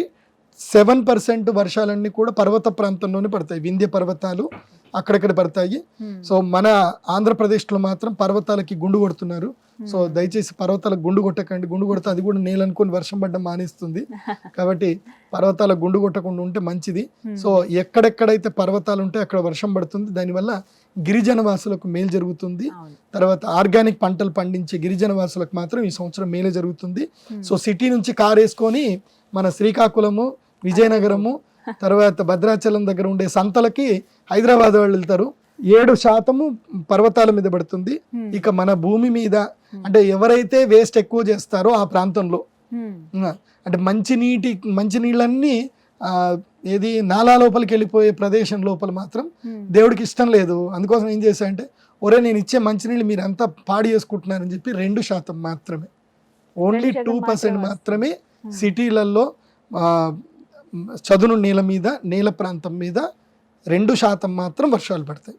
అంటే ఈసారి వర్షములు భగవంతుడు నిర్ణయం చేశాడు, ఎక్కడ పడించాలో ఆయన అక్కడే పడిస్తున్నాడు. 17% మనుషులు లేని చోట, 2% మాత్రమే మనుషులు ఉండే చోట ఇది వర్షం పడుతుంది. కాబట్టి మనం ప్రకృతిని ఆరాధించకపోతే ఇలాగే జరుగుతుంది. మనకి ఉన్న భూమిలో ఉన్న నీళ్ళన్నీ మనం బోరేసి లాక్కుంటున్నాం కదా. మరి ఆ బోర్లో నీళ్ళు రావాలంటే ఏం చేయాలంటే ఎక్కడో పర్వతాల్లో పడితే తప్ప రావు, నీటి దారాలు రావాలి. కాబట్టి నీటి దారాలని కాపాడుకోండి, నీటిని కాపాడుకోండి. ఊకే పంచాంగ శ్రవణం అంటే ఏదో చెప్పుకుంటూ వెళ్ళిపోవడం కాదు, మీకు నేను మంచి చెప్పాలి. కాబట్టి రెయిన్ వాటర్ ని ప్రొటెక్ట్ చేసుకునే ప్రయత్నం ప్రతి ఒక్కరు చేయాలి, ప్రతి ఒక్కరి బాధ్యత అది, గుర్తుపెట్టుకోండి. మీరు ప్రతి ఒక్కరు కూడా సలహాలు ఇస్తూ ఉంటారు, మరి ముఖ్యంగా రైతుల విషయంలో గురువు గారు మీరు గత సంవత్సరం చెప్పినవి కానీ అంతకు ముందు చెప్పినవి కానీ అవి నిజమయ్యాయి. అంటే అవి ఎంత ఉపయోగపడ్డాయంటే చాలా మందికి ఒక అవగాహన ఉండదు, ఏ పంట వేయాలి ఏంటి, ఈ సంవత్సరం వేటికి అనుకూలంగా ఉందని. ఇలా మనకి ఇలా ఈ పంచాంగ శ్రవణంలో కూడా తెలుస్తుంది కదండి. సో మరి ఈసారి ఈ క్రోధినామ సంవత్సరంలో రైతులకు మీరు ఇచ్చే సలహా ఏంటి, ఎటువంటి పంటలు వేస్తే మంచిది? వాళ్ళు రైతులకి ఈ సంవత్సరం నేను చెప్పేది ఏంటంటే 6 తడి పంటలు వేసుకోండి. అంటే ఎక్కువగా నీరు అవసరం లేని పంటలే వేయండి. అందులోపల పసుపు ధర ఈసారి బాగా పెరుగుతుంది, పసుపు వేయవచ్చు. మొక్కజొన్న ధరలు పెరుగుతాయి, జొన్నల ధరలు పెరుగుతాయి, కందుల ధరలు పెరుగుతాయి, పెసర్ల ధర పెరుగుతుంది. తర్వాత గ్రౌండ్ నట్ వేరుశనగ బాగా రేటు వస్తుంది.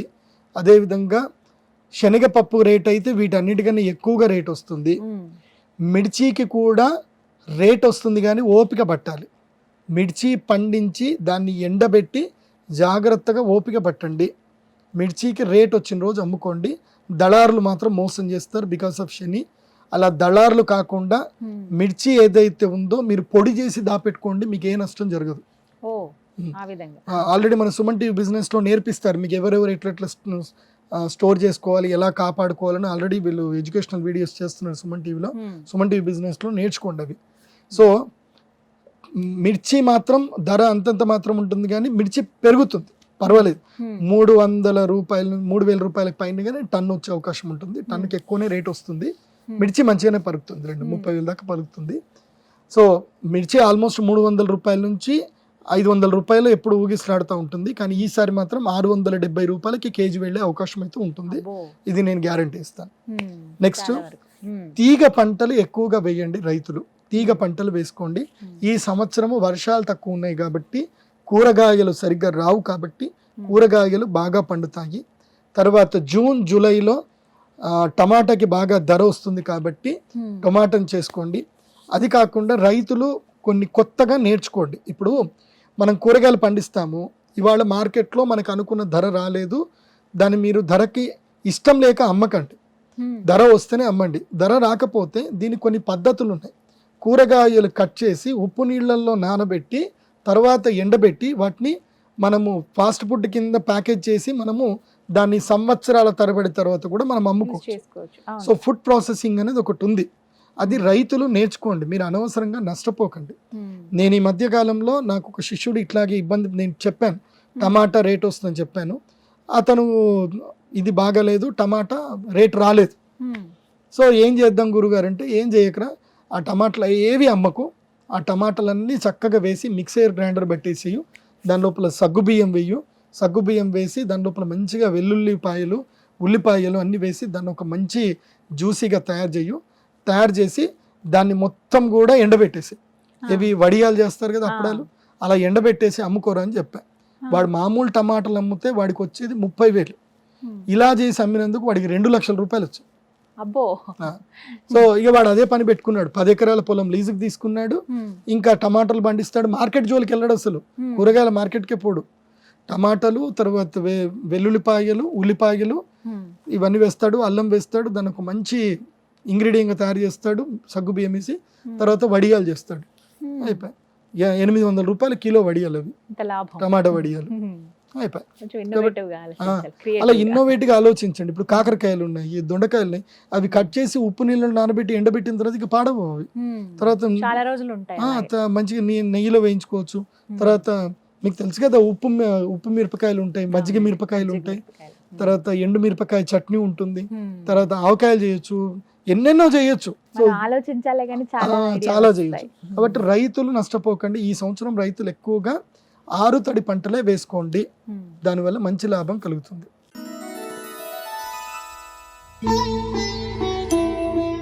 ప్రతి సంవత్సరం గురువుగారు ఏదో అనుకోని విపత్తులు సంభవిస్తూనే ఉంటాయి. అప్పుడు అనుకుంటాం ఈ సంవత్సరం ఇదే రాసి పెట్టుందేమో అన్నట్టుగా. మరి ఈ క్రోధినామ సంవత్సరంలో ఏమన్నా విపత్తులు ఉన్నాయా? క్రోధినామ సంవత్సరం, క్రోధం అంటేనే పెద్ద విపత్తు. సో దేశాల అధిపతులు కొట్లాడుకుంటారు. ఈ సంవత్సరం అమెరికాలో ప్రభుత్వం మారుతుంది. అమెరికాలో ప్రభుత్వం మారిన వెంటనే కొన్ని విధి విధానాలు తీసుకుంటుంది. ఆ విధి విధానాల వల్ల కొన్ని యుద్ధాలు జరిగే అవకాశం అయితే ఉంటుంది. భారతదేశంలో అయితే యుద్ధాలు లేవు, భారతదేశానికి అయితే యుద్ధ భీతి లేదు. కానీ ఈ యుద్ధం అనేటువంటిది బయోవార్ రూపంలో జరిగే అవకాశాలు ఉన్నాయి. మనకి కోవిడ్ వచ్చిందే బయోవార్ లాగానే. సో మళ్ళీ అలాంటి బయోవార్లు వచ్చే అవకాశాలు ఎక్కువగా ఉన్నాయి. ఇది ముఖ్యంగా మళ్ళీ చైనా నుంచి వచ్చే అవకాశాలు ఎక్కువగా ఉన్నాయి. అంటే అలాంటి పరిస్థితులు మళ్ళీ వస్తాయి. కానీ మన భారతదేశంలో మాత్రం కొంచెం అంత డేంజర్ అయితే లేదు. బట్ ఈ సంవత్సరం అగ్ని భయాలు ఎక్కువగా ఉన్నాయి, బాంబుల భయాలు ఎక్కువగా ఉన్నాయి. తర్వాత నీటి మూలకంగా యుద్ధాలు జరుగుతాయి. ఈ సంవత్సరం నీటి మూలక యుద్ధాలు జరుగుతాయి. నీళ్లు లేక జనాలు కొట్లాడుకుంటారు, నీళ్లు లేక జనాలు బాధపడతారు. బ్రహ్మం గారు చెప్పినట్టుగా చింత చెట్టుకి ఇది పాలు కారుతాయి అని బ్రహ్మం గారు చెప్పారు. ఎప్పుడైతే చింత చెట్టుకు పాలు కారుతాయో అప్పుడు ప్రకృతి వైపరీత్యం ఏర్పడతాయి. నీళ్ల కోసం జనాలు కొట్లాడుకుంటారు, అది జరుగుతుంది. అదేవిధంగా స్వలింగ సంపర్కులు పెరుగుతారు, అది కూడా పెరుగుతుంది. జనాలు కామరతులు అవుతారు, అది కూడా పెరుగుతుంది. మనుషులకి జంతువులు పుడతాయి, జంతువులకు మనుషులు పుడతారు. ఇలాంటి కొన్ని విచిత్రమైనవి ఈ సంవత్సరం జరుగుతాయి. తర్వాత ఇంకొకటి ఇదేంది, విపత్తులు కాబట్టి అగ్ని ప్రమాదాలు ఎక్కువగా పెరుగుతాయి. తిరుపతి దేవస్థానం పైన విజిలెన్స్ అధికారులు దాడి చేస్తారు. అక్కడ ఎన్ని బొద్దింకలు బయట పెడతాయో మీరే చూడండి. సో ఇవన్నీ కూడా అవుతాయి, ఇన్ని విచిత్రాలు జరుగుతాయి. సో ఒక 2 రోజులు తిరుపతి దేవస్థానంలో లడ్డూలు అమ్మరు, ఇవి ఈ సంవత్సరం జరుగుతాయి. అది కాకుండా కొన్ని ఈ సంవత్సరము మీరు ఆగస్ట్ అనుకోండి, ఆగస్టు లేదా సెప్టెంబర్, ఈ సమయంలో తిరుపతి దేవస్థానానికి సంబంధించిన పెద్ద కుంభకోణం బయటపడుతుంది. ఎవరెవరు ఎన్ని డబ్బులు తిన్నారు, ఏం కథ, ఏం జరిగినాయి అన్నీ బయటపడతాయి. సో ఇది ఒకటి. ఇది కూడా దుర్మార్గులకు విపత్తు. నేను చెప్పాను కదా, శని మంత్రి అయ్యాడు అంటే దుర్మార్గులకు పడుతుంది, బయట పడుతుంది. అయితే అగ్ని ప్రమాదాలు మాత్రం బాగా పెరుగుతాయి. ఈ విషయంలో జాగ్రత్తగా ఉంటే చాలు. ఇవే మనకు కలిగే విపత్తులు, ఇంకా పెద్ద విపత్తులు ఏం లేవు. కాకపోతే కల్తీ బాగా పెరుగుతుందండోయ్, ఆహారంలో కల్తీ బాగా పెరుగుతుంది. కాబట్టి ముఖ్యంగా పసుపులో కల్తీ పెరుగుతుంది, మిర్చిలో కల్తీ పెరుగుతుంది, ధనియాల్లో కల్తీ పెరుగుతుంది. కాబట్టి నేను అందరికి చెప్పేది ఏంటంటే, ఇంట్లో ఎట్లా మిక్సర్ గ్రైండర్లు ఉన్నాయి కదా, పసుపు తెచ్చుకోండి, గ్రైండింగ్ వేసుకోండి. మిరపకాయలు తెచ్చుకోండి, గ్రైండింగ్ వేసుకోండి. తర్వాత ధనియాలు తెచ్చుకోండి, గ్రైండ్ చేసుకోండి. డైరెక్ట్గా కొనకండి, బద్ధకం వదిలేయండి. అండ్ ఇన్స్టెంట్గా రావాలని మాత్రం చేయకండి. కల్తీలు ఎక్కువగా జరిగే అవకాశం ఉంది, దాంతో ఆరోగ్యాలు పాడవుతున్నాయి. ఆల్రెడీ సుమన్ టీవీ హెల్త్లో చెప్తారు ఎలాంటి తినాలి, ఏమేం చేసుకోవాలి, ఇంట్లో సొంతగా పల్లి నూనె ఎలా తీసుకోవాలి. ఇవన్నీ ఎందుకోసం అంటే, ఇవన్నీ ఎందుకు చెప్తున్నాను అంటే, మీకు ఎవరో ఒకరు చెప్పాలి కదా ఎలా లైఫ్ స్టైల్ లీడ్ చేయాలని. సో ఆ రెస్పాన్సిబిలిటీ సుమన్ టీవీ తీసుకుంది. కాబట్టి ఆ పని చేయండి. ఇలాంటి విపత్తులు, అవును, ఈ విపత్తులు ఉన్నాయి. ఆరోగ్యాలు మాత్రం పాడు చేసుకోకండి. నీటిని కాపాడుకోండి స్వామి. ఈ సంవత్సరము నీరే పెద్ద విపత్తు. నీటిని కాపాడుకున్నోళ్లే అదృష్టవంతులు, నీటిని కాపాడుకోలేని దురదృష్టవంతులు. రైతులు మీకు 10 ఎకరాలు ఉందంటే 1 ఎకరం నీళ్ళ కోసం సపరేట్గా పెట్టేసుకోండి, లేకపోతే నష్టమే. ఈ జాగ్రత్తలు మాత్రం తీసుకోవాల్సిందే.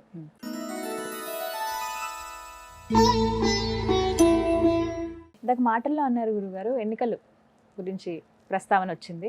అమెరికాలో ఎన్నికలు ఉన్నాయి, అలాగే భారతదేశంలో సార్వత్రిక ఎన్నికలు జరగబోతున్నాయి. ఎలా ఉండబోతోంది రాజకీయ పరంగా? ఏమైనా మార్పులు మనం చూస్తామా? ఆ ప్రభావం ఎలా ఉంటుంది ఈ సంవత్సరం? ఈ సంవత్సరము కుజుడు అధిపతి అయ్యాడు కాబట్టి భారతదేశంలో రాజకీయ సుస్థిరత మాత్రం ఉంటుంది. భారతదేశంలో ప్రజలు తలెత్తుకొని తిరిగేంత గొప్ప స్థాయికి వెళ్ళే అవకాశాలు ఎక్కువగా ఉన్నాయి. భారతదేశంలో ఉండే కరప్షన్ దాదాపుగా ఎండ్ అయిపోతుంది. భారతదేశంలో ఇంకా అల్లకల్లోలాలు ఏవి ఉండవు. అందరికీ అల్లరి మూకలకు భయం ఏర్పడుతుంది. భారతదేశంలో నరేంద్ర మోదీ గారి ప్రభుత్వము, బీజేపీ ఎన్డీఏ ప్రభుత్వం ఏదైతే ఉందో 358 సీట్లతోటి మళ్ళీ పునః ప్రభుత్వాన్ని ఏర్పాటు చేస్తుంది. బీజేపీకి అయితే 270 వరకు బీజేపీకి సీట్లు వస్తాయి. 70 నుంచి 290 వరకు బీజేపీ సీట్లు వస్తాయి. మిగతాయి ఎన్డీఏ అలయన్స్ ఉంటుంది. కాకపోతే ఈసారి ఎన్డీఏ అలయన్స్లో కొన్ని పొత్తులు ఎక్కువ అవ్వడం మూలాన మోదీ గారి ప్రభుత్వానికి కొంచెం తలనొప్పులు ఎక్కువగా ఉంటాయి. ఎందుకోసమంటే జంపింగ్ రాయిళ్ళు ఎక్కువగా ఉంటారు కాబట్టి ఈ సంవత్సరం ఏంటంటే ఒక 30 మంది తోటి మెజారిటీ ఉంటుందన్నమాట. 30 మంది మెజారిటీ మాత్రమే వచ్చే అవకాశం ఉంటుంది. ఆ 30 మందిని కాపాడుకోవడానికి ఎప్పుడూ ప్రయత్నం చేయాల్సింది ఉంటుంది. ఇది కొంచెము బాధాకరమైన విషయము. కానీ మన చేతిలో ఉంది, ముందుగానే భవిష్యత్తు జ్యోతిష్యం చెప్తుంది. సో జ్యోతిష్యం అంటే ఏంటంటే అద్దం లాగా, అద్దం చూపిస్తుంది, నీ ముఖం ఎలా ఉందో చూపిస్తుంది. సో నువ్వు మంచిగా అందంగా మేకప్ చేసుకుంటే నువ్వు బాగుంటావు. సో అద్దం మేకప్ చేయదు, జ్యోతిష్యం మేకప్ చేయదు. ఎలా ఉండబోతుంది అని నేను చెప్పింది వాస్తవం. దీన్ని మార్చే శక్తి మీ దగ్గర ఉంది, మీ దగ్గరనే ఉంది మార్చే శక్తి. ఎలా మార్చుకుంటారో మీ ఇష్టం. సో కానీ సెంట్రల్లో మాత్రం గవర్నమెంట్ ఏమి చేంజ్ అవ్వదు, ఇదే గవర్నమెంట్ కంటిన్యూ అవుతుంది. దీనివల్ల భారతదేశము భవిష్యత్తులో ఇంకొక 3-4 సంవత్సరాల తర్వాత 3వ ఆర్థిక దేశంగా, ప్రపంచంలోనే 3వ ఆర్థిక దేశంగా భారతదేశం ముందుకెళ్తుంది. సో ఇందులోపల ఏ సందేహం లేదు, భారతదేశం మాత్రం పురోభివృద్ధి అవుతుంది. అయితే అమెరికా దేశంలో మాత్రం ప్రభుత్వం మారుతుంది. ఆ ప్రభుత్వం మారడం వలన మంచి పురోగతి అమెరికా దేశం వెళుతుంది. అమెరికా డాలర్ ఇప్పుడు ఏదైతే 82-83 రూపాయలు ఉందో భవిష్యత్తులో 86 రూపాయలకు రీచ్ అయ్యే అవకాశం ఉంటుంది. డాలర్ ధర పెరుగుతుంది. అయితే మన భారతదేశానికి కూడా రూపీ వాల్యూ కూడా పెరిగే అవకాశం ఉంటుంది. రూపీ వాల్యూ ఏం పడిపోదు. ఎందుకోసం అంటే దాదాపు ఇప్పటికే 37 దేశాల్లో మన భారత రూపీ చలామణిలో ఉంది. ఇంకా ఒక 20-30 దేశాలు యాడ్ అవుతాయి. సో భారతదేశం యొక్క రూపీ ప్రపంచాన్ని శాసించే స్థాయికి అయితే ఎదుగుతుంది. ఇది అందరికీ సంబంధించిన గుడ్ న్యూస్. ఇది ఈ విషయంలో కాస్త మంచిది. సో ప్రభుత్వం లోపల ఒక్కటే, కేరళ ప్రభుత్వం, కేరళ రాష్ట్రం నుంచి, అదేవిధంగా వెస్ట్ బెంగాల్ నుంచి కానివ్వండి, అదేవిధంగా హర్యానా, పంజాబు, రాజస్థాను, ఈ ప్రాంతాల నుంచి, తమిళనాడు ప్రాంతంలో నుంచి, ఆంధ్రప్రదేశ్లో ఉండే ఒక 4 కొన్ని స్థానాల నుంచి మాత్రమే స్థానాలు కోల్పోయే అవకాశం ఉంటుంది. అంటే ఇవి ప్రతికూలంగా కాంగ్రెస్ ప్రభుత్వానికి అనుకూలంగానూ వచ్చే అవకాశాలు ఎక్కువగా ఉంటాయి. సో ఇది కొంచెం ఈసారి హోరాహోరీగానే ఉంటుంది. కానీ మోదీ గారి ప్రభుత్వమే ఎస్టాబ్లిష్ అయితే అవుతుంది.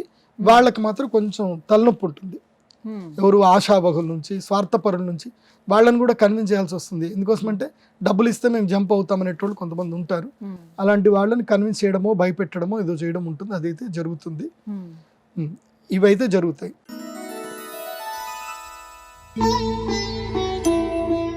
అందరూ ఎదురు చూసేది తెలుగు రాష్ట్రాల్లో ఎన్నికలు రాబోతున్నాయి, ప్రత్యేకించి ఆంధ్రప్రదేశ్లో. ఇక తెలంగాణలో ఎంపీ ఎలక్షన్స్ ఉన్నాయి. ఎలా ఉండబోతోంది, ఎవరు గెలుస్తారు, ఈ అంచనాల మీద అంచనాలు, బెట్టింగ్లు ఇవన్నీ ఎప్పుడు సాగుతూనే ఉంటాయి. అసలు జ్యోతిష్యం ఏం చెప్తోంది ఈ సంవత్సరం, క్రోధినామ సంవత్సరంలో ఏ విధంగా ఉండబోతున్నారు?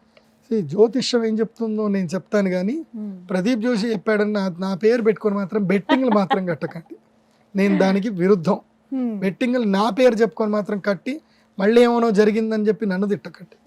నేను ఎప్పుడైనా ప్రజలకు ఏది మేలు జరుగుతుందో అదే చెప్తాను. ఈ సంవత్సరము ఆంధ్రప్రదేశ్ రాష్ట్రంలో ప్రభుత్వము తప్పకుండా మారుతుంది. ప్రభుత్వం మారే అవకాశాలు ఉన్నాయి. అయితే మధ్యలో నేను అనుకున్నది ఏంటంటే కనుక, నేను లాస్ట్ టైం సుమన్ టీవీతో ఇంటర్వ్యూ చేసినప్పుడే చెప్పాను, ఆంధ్రప్రదేశ్ రాష్ట్రం యొక్క పరిస్థితి ఏంది, ప్రజలు బాగుపడాలంటే ఏం చెయ్యాలి అని అడిగినప్పుడు నేను చెప్పాను, చంద్రబాబు నాయుడు గారు, తెలుగుదేశం పార్టీ నాయకులు వీరు కాంగ్రెస్ పార్టీతో కలవకూడదు, కలిస్తే నెక్స్ట్ ఓడిపోతారు అని చెప్పాను. నేను చెప్పినట్టుగా వారు నా మాట విన్నారు. కాంగ్రెస్ పార్టీతో పొత్తు లేదు, బీజేపీతో పొత్తు కుదుర్చుకున్నారు. అట్లాగే పవన్ కళ్యాణ్ గారికి కూడా నేను సలహా ఇచ్చాను, మీరు ఎలక్షన్లో వెళితే సపోర్ట్ చేసి బీజేపీ తోటి కలిసే వెళ్ళండి, టీడీపీ వస్తే వాళ్ళని కూడా కలుపుకొని వెళ్ళండి, కానీ ఒంటరికి వెళ్ళొద్దు అని చెప్పాను. అన్నట్టుగానే మేమిచ్చిన సలహాలు సూచనల ప్రకారము ఇటు భారతీయ జనతా పార్టీ, ఇటు తెలుగుదేశం పార్టీ, ఇటు జనసేన ముగ్గురు కూడా కలిసి పోటీ చేస్తున్నారు, సంతోషం. కానీ ఒక దగ్గర వీళ్ళు మిస్ అయ్యే అవకాశం ఉంటుంది. మన దగ్గర ఏంటంటే గనక ఆంధ్రప్రదేశ్లో ఓటు శాతము 62% మాత్రమే ఓట్లు పడతాయి. 100 మంది ఓట్లు వెయ్యరు. 10లో 6, 7 మాత్రమే ఓట్లు వేస్తారు. అందులోపల ఆ 62%లో 34% బిలో పావర్టీ వాళ్ళే. దాదాపు అందరూ బిలో పావర్టీ, 34% ఓటేసేవాళ్ళు. బెంచ్ కార్లో వెళ్ళే వాళ్ళు లైన్లో నిల్చొని ఓట్లు వేస్తారని మాత్రం నేను నమ్మను. వాళ్ళ ఎవరొస్తే మనదే ముందులే, మనకి ఎవరు వచ్చినా వాళ్ళ దగ్గరికి వెళ్తాము, పువ్వులు ఇస్తాం, ఫోటోలు దిగుతాం, పని చేయించుకుంటాం, మనకి ఎవరు వస్తే మనకేం పని, మనకి ఓటేయాల్సిన అవసరం లేదు అనుకునే దుర్మార్గులు కొంతమంది ఉంటారు. సో వాళ్ళని పక్కన పెడదాం, వాళ్ళు ఆ 30%లో ఉంటారు, వాళ్ళని పక్కన పెడదాం. అయితే వైఎస్ఆర్సిపి గవర్నమెంట్ ప్రకారము జగన్మోహన్ రెడ్డి గారి యొక్క ప్రభుత్వ హయాంలో వీరేం చేశారు అంటే వాలంటరీ వ్యవస్థను పెట్టి 26% ఎవరైతే ఈ ప్రజలు ఉన్నారో వీళ్ళందరికీ డబ్బులు ఇచ్చారు. పేదలు అని వాళ్ళందరికీ అకౌంట్లలో డబ్బులు అయితే పంపించారు. మరి వీళ్ళ మనస్తత్వాన్ని మనం మార్చగలుగుతామంటే మార్చలేము. అంటే 26% ఓట్లు అయితే వాళ్ళకైతే ఉన్నాయి. ఇంకెంత మిగిలింది? 32%లో 26% పోయింది అని అంటే మిగిలేదంతా 4, 2, 6 ప్లస్ 36% ఉంది. 36%కి 24%కి తేడా ఎంత ఉంది చూడండి. సో ఇక్కడ కొంచెము గట్టిగానే వారు ఉంటుంది. నేను ఒక సలహా ఇస్తాను, తెలుగుదేశం పార్టీ మళ్ళీ గవర్నమెంట్ ఎస్టాబ్లిష్ చెయ్యాలి అని అంటే మీరు ప్రత్యంగిరాదేవి సంబంధించి బగళాముఖి, చిన్నమస్తా, అదేవిధంగా రాజమాతంగి ఇవి తప్పకుండా పూజలు చేయించుకోండి, లేకపోతే వైఎస్ఆర్సీపీ గవర్నమెంట్ వస్తుంది. ఎందుకు వస్తుందని చెప్తాను వినండి. మాకు తెలిసి వైఎస్ఆర్సీపీ గవర్నమెంట్ గురించి అని చెప్పి యాగాలు చేసే ఒక టీం ఉంది. ఆ టీము లాస్ట్ ఇయర్ యాగాలు చేసినందుకే ప్రజలు సమ్మోహితులైపోయి ఓట్లు వేసేసారు, కోపంతో ఓట్లు వేస్తారు. ప్రజలు నిజంగా ప్రేమతోటి కొంతమంది ఓట్లేదు, కోపంతో ఓట్లు వేస్తారు. అది ఎందుకు జరిగింది అని అంటే వాళ్ళు రాజమాతంగి తంత్రం, రాజశ్యామల చేశారు. మనం చూస్తే చంద్రబాబు నాయుడు గారు పరమ నాస్తికుడు, ఆయన నేను దేవుణ్ణి నమ్మనంటారు. మరి ఇప్పుడైనా చంద్రబాబు నాయుడు గారికి నేను చెప్పేది ఏంటంటే దేవుణ్ణి నమ్మండి, అమ్మవారిని నమ్మండి, యాగాలు చేయించండి. మీరు ప్రజలకేదో జరుగుతుంది ఓట్లేస్తాము అని చెప్పి మీ అందరికీ జయగొట్టిన ద లాస్ట్ మూమెంట్ తారుమారయ్యే అవకాశం ఉంటుంది. ఎందుకోసం అంటే ప్రకృతి అమ్మవారు ఎవరు ఆరాధిస్తే వాళ్ళని ఆమె అనుగ్రహిస్తుంది. ఎందుకోసం అంటే అమ్మవారి యొక్క మణిద్వీపంలో రాక్షసులకు కూడా స్థానం ఉంది. సో ఎవరు అమ్మవారి ధ్యానం చేస్తే వాళ్ళకి ఇచ్చేస్తుంది అమ్మనే. కొడుకు చెడ్డోడు అనుకోదు, వాడు మంచిగా చేస్తాడులే, ఎవడుకు పెడుతున్నాడు కదా అని ఇచ్చేస్తుంది అమ్మ. కాబట్టి మీ అందరికీ చెప్పేది ఒకటే, తెలుగుదేశం ప్రజా నాయకులకు కానీ అదేవిధంగా జనసేన వారికి కూడా చెప్పేది ఏంటంటే తప్పకుండా మీరు రాజశ్యామల యాగాలు అవి చేయించుకోండి, చేస్తేనే మీరు గెలుస్తారు, లేకపోతే పోతుంది. కానీ నా వరకు నేను కూర్చొని అనాలిసిస్ చేసిన దాని ప్రకారము నాకు తెలిసి ఈ 175 సీట్లు ఏవైతే ఉన్నాయో ఇందులోపల ఇప్పుడున్నటువంటి పొత్తుకు సంబంధించిన ప్రభుత్వానికి 67% సీట్లు వస్తాయి. 67% వాళ్ళకి సీట్లు వస్తాయి. 67% సో 53 నుంచి 67% వరకు వస్తుంది. 53 అయితే కన్ఫర్మ్. అయితే ఇక్కడ ఒక చిన్న పొరపాటు జరగబోయే అవకాశాలు ఉన్నాయి. ఇంకా ఏముందండి? ఏమున్నాయి అని అంటే గుర్తుపెట్టుకోండి, ప్రజలకి పొత్తుల గురించి పెద్దగా తెలియదు. ఎవరికైతే మామూలు అంటే వాళ్ళకి చదువుకొని ఉండరు, చాలా మందికి తెలియదు. పోవాలా, వాళ్ళ ఫ్రెండ్స్ వాళ్ళ నాయకులు కొంతమంది చెప్తారు పోయి దాన్ని నొక్కాలంటే పోయి వాళ్ళు నొక్కేసి వచ్చేస్తారు, వాళ్ళకి పెద్దగా తెలియదు. సో ఇది పొత్తు గురించి కూడా వాళ్ళకి తెలియదు. సో ఇక్కడ నేను టీడీపీ పోటీ చేస్తే కొంతమందికి సైకిల్ అంటేనే ఇష్టం, వాళ్ళు పోయి చూస్తారు, ఆడ సైకిలే కనపడదు, సైకిల్ లేదు నేను ఏం చేయాలని చూస్తారు. సో వాళ్ళకి మీరు నేర్పియండి, మన దగ్గర సైకిల్ కనపడది, ఇది నొక్కండి అని చెప్పండి. ఈ ఫ్యాన్ ఎట్లాగూ ఉంటుంది, అన్ని 170 షర్ట్ ఎట్లా ఫ్యాన్ ఉంటుంది, కానీ ఒక చోట పువ్వు ఉంటుంది, ఒక చోట గ్లాస్ ఉంటుంది, ఒక చోట సైకిల్ ఉంటుంది. సో ఎక్కడ పువ్వు నొక్కాలి ఎక్కడ గ్లాస్ నొక్కాలో నేర్పియండి. నేర్పియలేదు అనుకోండి, సైకిల్ కనిపించలేదు నేను ఫ్యాన్కే ఎత్తాను వేసాను అనుకోండి, మీ ఇష్టం అది. సో కానీ ఫ్యాన్ అయితే తిరిగే అవకాశాలు ఎక్కువగా ఉంటాయి, గాలి అయితే వీస్తుంది. కాకపోతే ఫ్యాన్కి 48% అయితే అవకాశాలు అయితే ఉన్నాయి. సో 67 అంటే 33% ఉన్నాయి, 33% ఓట్లు అయితే ఉన్నాయి. కానీ ఊగిసలాడేదే 12%. కానీ నేనైతే భవిష్యవాణి దివ్య దృష్టితోటి చూసిన అర్థం ఏంటంటే కనుక ఎట్టి పరిస్థితుల్లో ప్రభుత్వం అయితే మారుతుంది. సో వైఎస్ఆర్సీపీ శ్రేణులకు కూడా నేను చెప్పేది ఏంటంటే, మీరు గవర్నమెంట్ మారొద్దు అని మీరు అనుకుంటే కనుక మీరు కూడా మీ అమ్మవారి యాగాలు చేయించుకోండి. మీ గురుగారు ఒక పెద్ద ఆయన ఉన్నారు, ఆయన కాళ్ళు పట్టుకోండి, ప్రజలతో ప్రేమగా మాట్లాడండి, చేసే పనులు సరిగ్గా చేయండి, అన్ని బాగా జరిగే అవకాశం ఉంటుంది. కానీ నా భవిష్యవాణి ప్రకారం, నా వాక్కు ప్రకారం మాత్రం ప్రభుత్వం అయితే మారుతుంది, ఖచ్చితంగా మారుతుంది. చూడాలి గురువుగారు ఎలా ఉంటుందో. అందరూ ఎంతగానో ఎదురు చూస్తున్నారు, అంటే అర్థం కాని పరిస్థితి ఉంది. అదే నేను చెప్తున్నా కదా, ఈ 3 లుసుగులు ఉన్నాయి, ఇవి జనాలకు సరిగ్గా పాటించకపోతే వాళ్ళకి చెప్పాలి కదా, ఎక్కడ నొక్కాలని చెప్పాలి కదా. అది చెప్పకపోతే వాళ్ళు ఏది నొక్కాలో మామూలుగా జనాలకి 2 పార్టీలు తెలుసు, ఒకటి వైఎస్ఆర్సీపీ, ఒకటి టీడీపీ, ఈ 2 తెలుసు. ఇప్పుడు ఆంధ్రప్రదేశ్ వాళ్ళకి జనసేన అంటే కూడా చాలా మంది పరిచయం లేదు, గ్లాస్ ఎక్కడ నొక్కాలో కూడా తెలియదు వాళ్ళకి. కాబట్టి పరిచయం చేయించండి, పరిచయం చేయకపోతే మాత్రం పోతుంది. అవగాహన కల్పించాలి. మీరు ఎందుకోసం అంటే వైఎస్ఆర్సీపీ వాళ్ళు శ్రేణులు ఏంటంటే వాలంటరీ సిస్టమ్ ద్వారా వాళ్ళు గ్రౌండ్ లెవెల్కి వెళ్ళిపోయారు. ప్రతి ఊర్లో ఎన్ని ఓట్లు ఉన్నాయి, పేరు, ఫోన్ నెంబర్తో సహా మొత్తం తెలుసు, ఇంక్లూడింగ్ వాళ్ళ ఫ్యామిలీ బ్యాక్గ్రౌండ్ కూడా తెలుసు.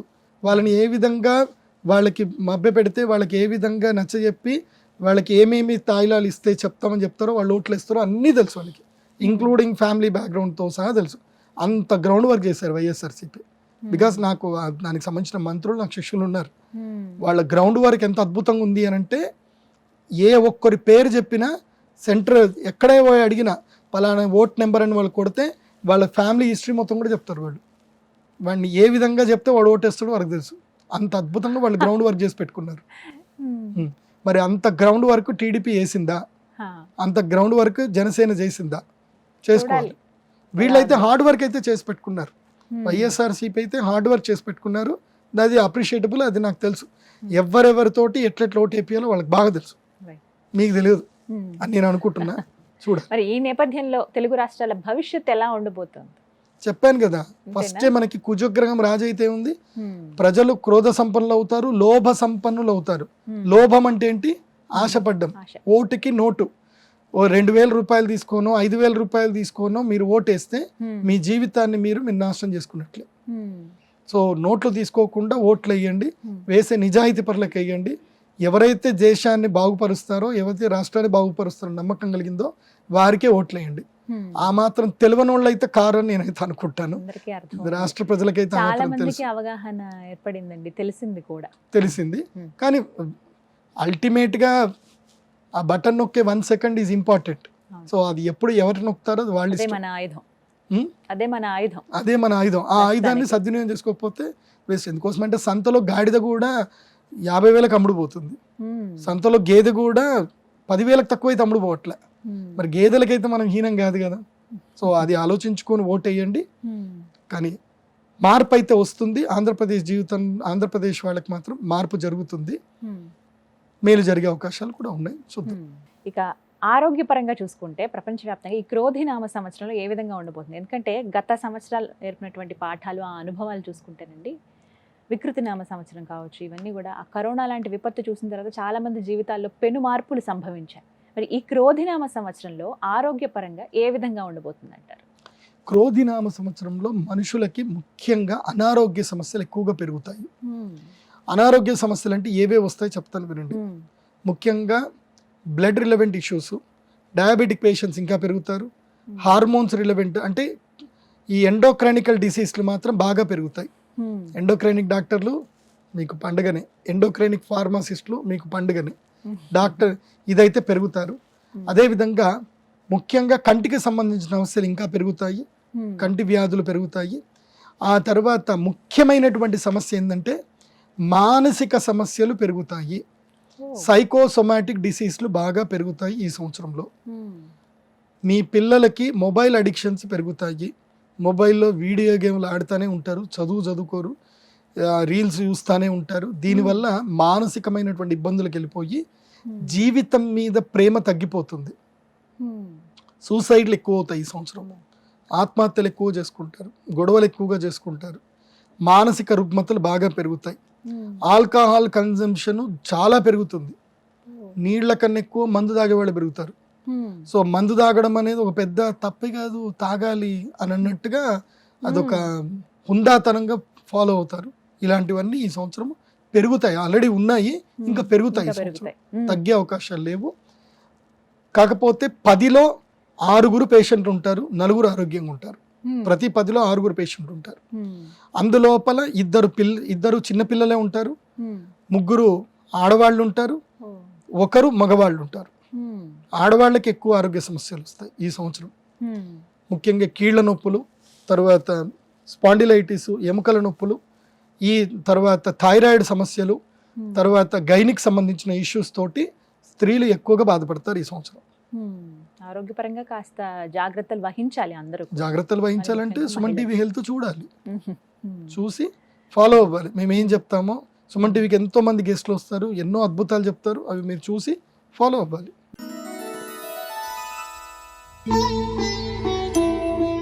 గురుగారు, ఈ క్రోధినామ సంవత్సరంలో వివాహాది శుభకార్యాలకు ముహూర్తాలు ఏ విధంగా ఉన్నాయి? ఎందుకనంటే ఒక వివాహం జరిగితేనండి ఎన్ని కుటుంబాలు బాగుపడతాయి వాటి మీద ఆధారపడి ఉన్నవాళ్ళు. ప్రతి ఒక్కటి ఇంక నేను వివరించక్కర్లేదు. ఇప్పుడు మీరు ఏం చెప్తారా, మీ మాట మీద చాలా మంది జీవితాలు ఆధారపడి ఉన్నాయి. ఏముంది అసలు ఈ సంవత్సరం, ఏమన్నా మార్పు జరుగుతుందా, ఇదే మా జీవితం అని ఆధారపడి ఉన్న వాళ్ళు చాలా మంది ఉన్నారు. పెళ్ళిళ్ళు ఏమన్నా ముహూర్తాలు ఉంటేనే వాళ్ళకి ఆ పూటకి ఆహారం వస్తుందండి, లేకపోతే వాళ్ళు ఇబ్బందులు పడాల్సిందే. అలాంటి వాళ్ళ జీవితాలు ఎలా ఉండబోతున్నాయి, అసలు శుభకార్యాలు ఈ సంవత్సరం ఉన్నాయా, ఉంటే ఎప్పుడెప్పుడు ఉన్నాయి, వాటి గురించి వివరించండి. ముఖ్యంగా ఈ వివాహాది ముహూర్తాలు చేసుకుంటే బాజా భజంత్రులు వాళ్ళు, పురోహితులు, కళ్యాణ మండపం వాళ్ళు, వంట చేసే వాళ్ళు, డెకరేషన్ వాళ్ళు, తర్వాత టెంట్ హౌస్ సామాన్ వాళ్ళు, తర్వాత ఇంకా మేకప్ ఆర్టిస్టులు, తర్వాత మన కెమెరామెన్లు, తర్వాత ఎడిటర్లు, ఫోటోషాప్ చేసేటువంటి వాళ్ళు, తర్వాత పెళ్లి పత్రికలు పంచడానికి ఇది, తర్వాత బంగారు వర్తకులు, ఎంతమంది జీవితాలు. ఒక్క పెళ్లి జరిగితే ఎన్నో కుటుంబాల ఇల్లు బతుకుతాయి. పెళ్లి ముహూర్తాలు లేవు అంటే ఏవి ఉండవు. ఈ సంవత్సరం మాత్రం పెళ్లి ముహూర్తాలు చాలా తక్కువగా ఉన్నాయి. అతి తక్కువగా అంటే ఏం కాదు. ఈ సంవత్సరం మూడం ఉంది. ఇప్పుడు చైత్రమాసంలో చాలా తక్కువగా పెళ్లి చేసుకుంటారు. మన దగ్గర చైత్రమాసంలో పెళ్లిళ్ళు పెట్టరు. పర్లేదు, చైత్రమాసంలో ఎవరైనా చేసుకుంటారు అంటే చేసుకోండి. ఎందుకోసం అంటే ఈసారి పెళ్లి ముహూర్తాలు లేవు కాబట్టి ఏప్రిల్ మొదటి నుంచి, ఇప్పుడు ఏప్రిల్ 9వ తారీఖు స్టార్ట్ అయింది కాబట్టి ఏప్రిల్ 9 నుంచి మే 5వ తారీఖు వరకు పెళ్లి ముహూర్తాలు ఉన్నాయి. మే 5వ తారీఖు నుంచి 30 జూన్ 2024 వరకు, అంటే మే అంటే వైశాఖ మాసం, తర్వాత జ్యేష్ఠ మాసం. ఈ వైశాఖ జ్యేష్ఠ మాసంలో పెళ్లిళ్ళు ఎక్కువ ఉంటాయి కాబట్టి ఈసారి వైశాఖ మాసంలో ముహూర్తాలు లేవు, జ్యేష్ఠ మాసంలో కూడా ముహూర్తాలు లేవు. అంటే ఇది జూన్ అనుకోవద్దు, ఇది ఎక్కడి వరకు అంటే 1 జూలై వరకు అనుకోవాలి. అంటే 30th జూన్ అంటే 1 జూలై అంటే పెద్దగా ఏం కాదు. సో 5th మే నుంచి 1 జూలై వరకు ముహూర్తాలు లేవు. అంటే వైశాఖ మాసం లేవు, జ్యేష్ఠ మాసం లేవు. అసలు పీక్ టైమే ఇది. ఎండాకాలము, వర్షాలు ఉండవు, ఏముండవు, చక్కగా పెళ్లి చేసుకోవచ్చు అని అందరూ అనుకుంటారు. ఈసారి ఎండాకాలం లేవు, సమ్మర్ హాలిడేస్ లో పెళ్లి లేవు, ఓన్లీ టూర్లే ఇంకా. కాబట్టి ఈసారి సమ్మర్ హాలిడేస్, పిల్లలకి హాలిడేస్ ఉంటాయి, ఇప్పుడు పెళ్లి పెట్టుకుందాం అంటే నో మ్యారేజెస్. సో జూలై వరకు లేవు. మళ్ళీ జూలై కాగానే టక్ టక్ టక్ అని స్కూల్ బెల్ కొట్టేస్తారు, అందరు స్కూల్కి వెళ్ళిపోవాల్సిందే. కాబట్టి ఈసారి స్కూల్ పిల్లలు మీ అందరికీ లక్, హాలిడేస్లో పెళ్లి లేవు. ఇంకా ఏదైనా పెళ్లి ఉందంటే ఒక 5 రోజులు స్కూల్కి కాలేజీకి హాలిడే పెట్టి ఇంకా పోవాలా. కాబట్టి ఈ సంవత్సరము చైత్రమాసము ముహూర్తాలు మాత్రం పెట్టుడు ముహూర్తాలు ఉంటాయి, చైత్రమాసం చేసుకోవచ్చు. వైశాఖము, జ్యేష్ఠమాసం, మే, జూన్, జూలై ఫస్ట్ వీక్ వరకు లేవు. సో జూలైలో వచ్చేసరికి ఆషాఢ మాసం వస్తుంది కాబట్టి ఆషాఢ మాసం పెళ్లి ముహూర్తాలు లేవు. అంటే ఇక్కడ 3 నెలలు 90 రోజులు ఎగిరిపోయినట్టే. తర్వాత వస్తే శ్రావణ మాసం. శ్రావణ మాసంలో పెళ్లిళ్ళు ఉన్నాయి 30 రోజుల్లో. ఆ 30 రోజుల్లో వచ్చేటివి కేవలం 12 ముహూర్తాలు మాత్రమే. అంటే 12 రోజులు ముహూర్తాలు ఉన్నాయి. 30 రోజుల్లో వచ్చే 12, 13 ముహూర్తాలు ఉంటాయి, అంతకుమించి ఎక్కువ ఉండవు. కాబట్టి ఆగస్టులో 12 రోజులు. మళ్ళీ సెప్టెంబర్ వచ్చింది అని అంటే భాద్రపద మాసం 30 రోజులు నో ముహూర్తాలు. తర్వాత ఆశ్వయుజ మాసము, కార్తీక మాసం. ఆశ్వయుజ కార్తీక మాసము, మార్గశిర మాసం మొత్తం 90 రోజులు. ఈ 90 రోజుల్లో 15, 45 ముహూర్తాలు ఉన్నాయి. అంతే 45 రోజులు ముహూర్తాలు ఉన్నాయి. 90 రోజుల్లో 45 కూడా కాదు, 12 అంటే 36 ముహూర్తాలు వస్తాయి. ఈ 36 రోజులు మాత్రమే పెళ్లి ముహూర్తాలు, గృహప్రవేశాది ముహూర్తాలు ఉన్నాయి. అంటే 12 ప్లస్ 36 మొత్తం ఎంతైనాయి? 36 ప్లస్ 12 అంటే 48 ముహూర్తాలు ఉన్నాయి. ఆ తర్వాత వచ్చేసరికి నెక్స్ట్ పాల్గొన మాసము, నెక్స్ట్ ఏంది పుష్యమాసం వస్తుంది. సంక్రాంతి పండుగలు అక్కడ పెళ్ళిళ్ళు ఉండవు, పుష్యమాసం అయిపోతుంది. తర్వాత పాల్గొన మాసం వస్తుంది, మాఘమాసం వస్తుంది. మాఘమాసంలో ముహూర్తాలు ఉన్నాయి. అందులోపల మళ్ళీ 12 రోజులు, 48 ప్లస్ 12 60 రోజులు. ఇంకింతవరకే ముహూర్తాలు, 60 ముహూర్తాలు మాత్రమే ఈ సంవత్సరం ఉన్నాయి. తర్వాత పాల్గొన మాసంలో ముహూర్తాలు లేవు. 13 మార్చి 2024 నుంచి 24 మార్చి 2025 వరకు ముహూర్తాలు లేవు. అంటే పాల్గొన మాసంలో 1-3 ముహూర్తాలు వస్తాయి. అంటే మొత్తం మీద ఈ సంవత్సరం మీద 60 రోజులు మాత్రమే వివాహాది శుభకార్యాలకు ముహూర్తాలు ఉన్నాయి. కాబట్టి నేను ఇది కూడా చెప్తున్నా, జాగ్రత్త వినండి. ఈ కళ్యాణ మండపం ఓనర్లు ఉంటారు కదా, వీళ్ళు ఆల్రెడీ ఏం చేస్తారంటే మా దగ్గరకు వస్తారు, గురువుగారు పెళ్లి ముహూర్తాలు ఏ రోజు ఉన్నాయి చెప్పండి అని చెప్పి అవన్నీ నోట్ చేసి పెట్టుకొని డిమాండ్ పెంచేసుకుంటారు. వాళ్ళు ఆ రోజు మీకు మండపం కావాలంటే ఇన్ని కావాలి అని డబుల్ రేట్ అడుగుతారు, ట్రిపుల్ రేట్ అడుగుతారు. కాబట్టి ఆ కళ్యాణ మండపం ఓనర్లు అక్కడ వెళ్ళక మునిపే మీరే మొదలు పంతులు గారి దగ్గరికి వెళ్ళిపోయి ఫస్ట్ కళ్యాణ మండపం బుక్ చేసి పెట్టుకోండి. తర్వాత కావాలంటే బ్లాక్ లో మీరు అమ్ముకోవచ్చు అనుకోండి. ఎందుకోసం అంటే ఇది జరుగుతాయి. పెళ్లి కొడుకు పెళ్లి కూతురు దొరికినా దొరికిపోయినా ఎవరు లేదు, మండపం మొదలే బుక్ చేసి పెట్టుకోండి. ఎందుకోసం అంటే మండపాలు దొరకవు, డబుల్ రేట్లు అయిపోతాయి. ఓకే, ఇక మిగతా అందరు దొరుకుతారు, మండపాలు దొరకడం కష్టం అయిపోతాయి. ఎందుకోసం అంటే 62 రోజులు మాత్రమే, వాళ్ళు కూడా సంపాదించుకోవాలి కదా. మిగతా రోజులన్నీ ఏం చేస్తారు, బర్త్డే ఫంక్షన్లోను, యానివర్సరీ ఫంక్షన్లోను, ఈ ఏవో శారీసో, ఓనీసో, పంచలో ఏవోటి వాళ్ళు నడిపించుకుంటారు. వాళ్ళు డిమాండ్ చేయలేరు, ఇవి మాత్రం డిమాండ్ చేయగలుగుతారు. కాబట్టి హోల్డ్ చేసి పెట్టుకోండి. 62 రోజులు మాత్రం ముహూర్తం ఉంటుంది. అది కూడా మేము క్యాలెండర్ రిలీజ్ చేస్తాము, అది నా వెబ్సైట్లో ఉంటుంది, pradeepjoshi.com లో చూసుకోండి. ఇది ఈ విధంగా ముహూర్తాలు ఉన్నాయి.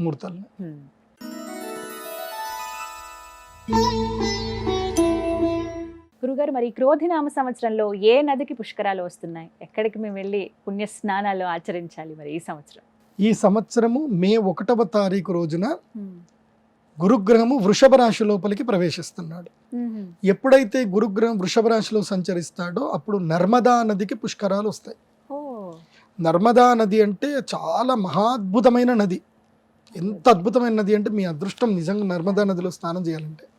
ఎందుకోసం అంటే భారతదేశంలో స్వతసిద్ధంగా శివలింగాలు తయారయ్యే నది అదొక్కటే నది, నర్మదా నదులు. నర్మదా నదిలో బాణలింగాలు తయారవుతాయి, ఏ నదిలో కూడా తయారవు. కానీ నర్మదాని నది అనరు, నదము అంటారు. అంటే తూర్పున పుట్టి పడమటలో వెళితే, పడమట సముద్రంలో కలిస్తే, అరేబియన్ సముద్రంలో కలిస్తే దాన్ని నదము అంటారు. పశ్చిమ కోణంలో పుట్టి తూర్పు బంగాళాఖాతంలో కలిస్తే దాన్ని నది అంటారు. ఇది డిఫరెన్సియేషన్ తెలుసుకోవాలి. కాకపోతే నేను వ్యవహారంలో నది అని చెప్తున్నాను. సో నర్మదా నదమునకు పుష్కరాలు ఉన్నాయి. అయితే ఈ నర్మదా నది గొప్పతనం చెప్తాను, జాగ్రత్త వినండి. ఈ పుష్కరాలప్పుడు మీరు వెళితే వెళ్ళండి, తర్వాత వెళ్ళండి దీని యొక్క గొప్పతనం తెలుసుకొని వెళ్ళండి. నర్మదా పరిక్రమ అని ఒక అద్భుతమైన దీక్ష ఉంటుంది. నర్మదా పరిక్రమ ఇది 2300 కిలోమీటర్ల పర్యంతం ఉంటుంది. దీని మీద మీరు విషయం వీలైతే కనుక ఒక స్పెషల్ ఎపిసోడ్ చేయండి. నర్మదా పరిక్రమ గురించి చెయ్యండి. చాలా మంది చూస్తారు, చాలా మంది తెలియదు ఇది. నర్మదా పరిక్రమం ఎవరైతే కనుక తమ జీవితంలో చేస్తారో ఇంకా వాళ్ళ జీవితంలో వాళ్ళకి పునర్జన్మ ఉండదు. అది సాక్షాత్తు శివుడు వరం ఇచ్చేశాడు. నర్మదా నది, నర్మదా తల్లి ఆమె శివుడి గురించి ప్రార్థన చేస్తే ఆమె పుణ్య నదిగా అవతారం ఎత్తుతావు అని చెప్పి ఆమెకి అనుగ్రహించాడు. ఎవడు? శివుడు.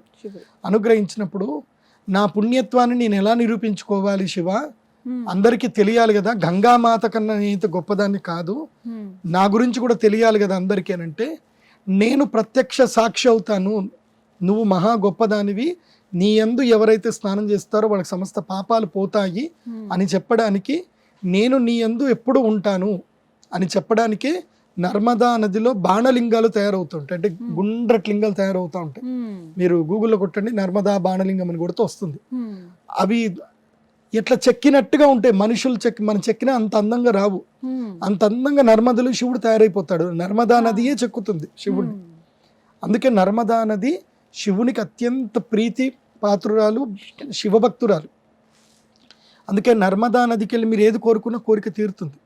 నాకు ప్రత్యక్ష అనుభవం. నర్మదా నది చాలా గొప్పది. ఈ నర్మదా పరిక్రమం చేస్తే చాలా అదృష్టం. తర్వాత పుష్కరాలు వస్తున్నాయి కదా, మరి ఏం చేయాలి అంటే 1వ తారీఖు నుంచి 12వ తారీఖు వరకు పుష్కరాలు ఉంటాయి. మే 1 నుంచి 12వ తారీఖు వరకు పుష్కరాలు. మనకి తలనొప్పికి వచ్చేసి ఇప్పుడు ఎలక్షన్ కోడ్ వచ్చింది, మీరు డబ్బులు పట్టుకొని పోలేరు కాబట్టి క్యాష్ ఎక్కువ పట్టుకొని పోకండి. పోయిన చోట్ల చెకింగ్ చేస్తూ ఉంటారు. పర్ హెడ్ 40,000 మాత్రం పెట్టుకోండి. ఎంతమంది? Per head 40,000. అంతకన్నా ఎక్కువ క్యారీ చేస్తే 50,000 కన్నా ఎక్కువ క్యారీ చేస్తే మీ డబ్బులు లాక్కొని లోపల వేసేస్తారు. అది బాగా గుర్తుపెట్టుకోండి. సో పుష్కరాలకి ఎక్కడ ఉంటుంది నర్మదా నది అంటే మధ్యప్రదేశ్లో ఉంటుంది. అందులోనూ ఓంకారేశ్వరు చాలా శ్రేష్టమైంది. ఓంకారేశ్వర జ్యోతిర్లింగం ఉంటుంది. అక్కడనే మీకు ఉజ్జయిని మహాకాళేశ్వరుడి జ్యోతిర్లింగం కూడా ఉంటుంది. కాకపోతే ఉజ్జయినిలో నర్మదా నది లేదు.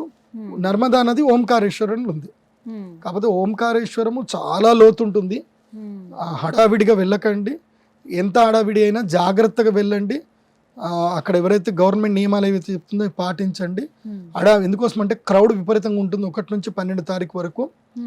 ఎట్టి పరిస్థితుల్లో సేఫ్టీగా ఈ సేఫ్టీ జాకెట్స్ మనకి అమెజాన్లోనూ దొరుకుతాయి. మనకి 100-200 రూపాయలకి దొరుకుతాయి. మీ సేఫ్టీ జాకెట్స్ కొనుక్కొనే వెళ్ళండి.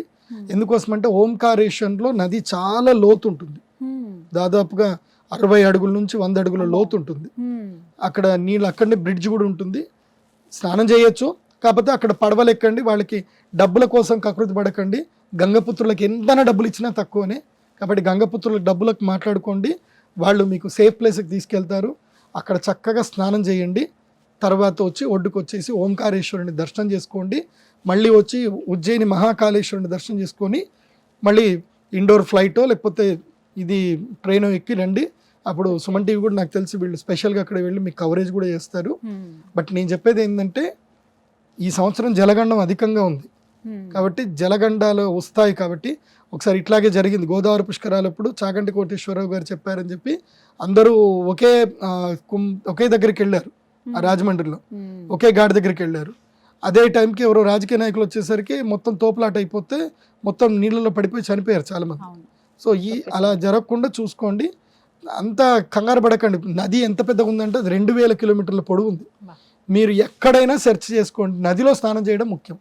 అది ఓంకారేశ్వరనే కాదు, ఎక్కడైనా నర్మదా నదిలో మే 1వ తారీఖు నుంచి 12వ తారీఖు మధ్యలో స్నానం చేయండి. గోదావరి పుష్కర స్నానం చేయండి. తర్పణాలు వదలండి. అక్కడ మీ యొక్క పెద్దలు ఎవరైనా ఉంటే వాళ్ళకి పేరు మీద పిండ ప్రదానాలు చేయండి. వెళ్ళేటప్పుడే గోధుమ పిండి లేదంటే రాగి పిండి లేదంటే బియ్యము, అదేవిధంగా ఒక చిన్న స్టవ్. ఈ మధ్య మంచి మంచి దొరుకుతున్నాయి, ఎలక్ట్రిక్ స్టవ్లు దొరుకుతున్నాయి, గ్యాడ్జెట్స్. సో చిన్న ఎలక్ట్రిక్ స్టవ్ తీసుకెళ్ళండి. అక్కడదక్కడనే అన్నం వండండి. మంచిగా చక్కగా పిండాలు చేసి అక్కడ పెట్టి ఆ నదిలోనే పిండాలు వదిలేయండి. పితృదేవతలకి తర్పణాలు తప్పకుండా వదిలాలి. మీరు అక్కడికి వెళ్ళాక దుకాణాలు దొరుకుతాయి అనుకోకండి. ఎందుకోసం అంటే అది బిజినెస్ టైం కాబట్టి ఏది పడితే అది ఇస్తారు.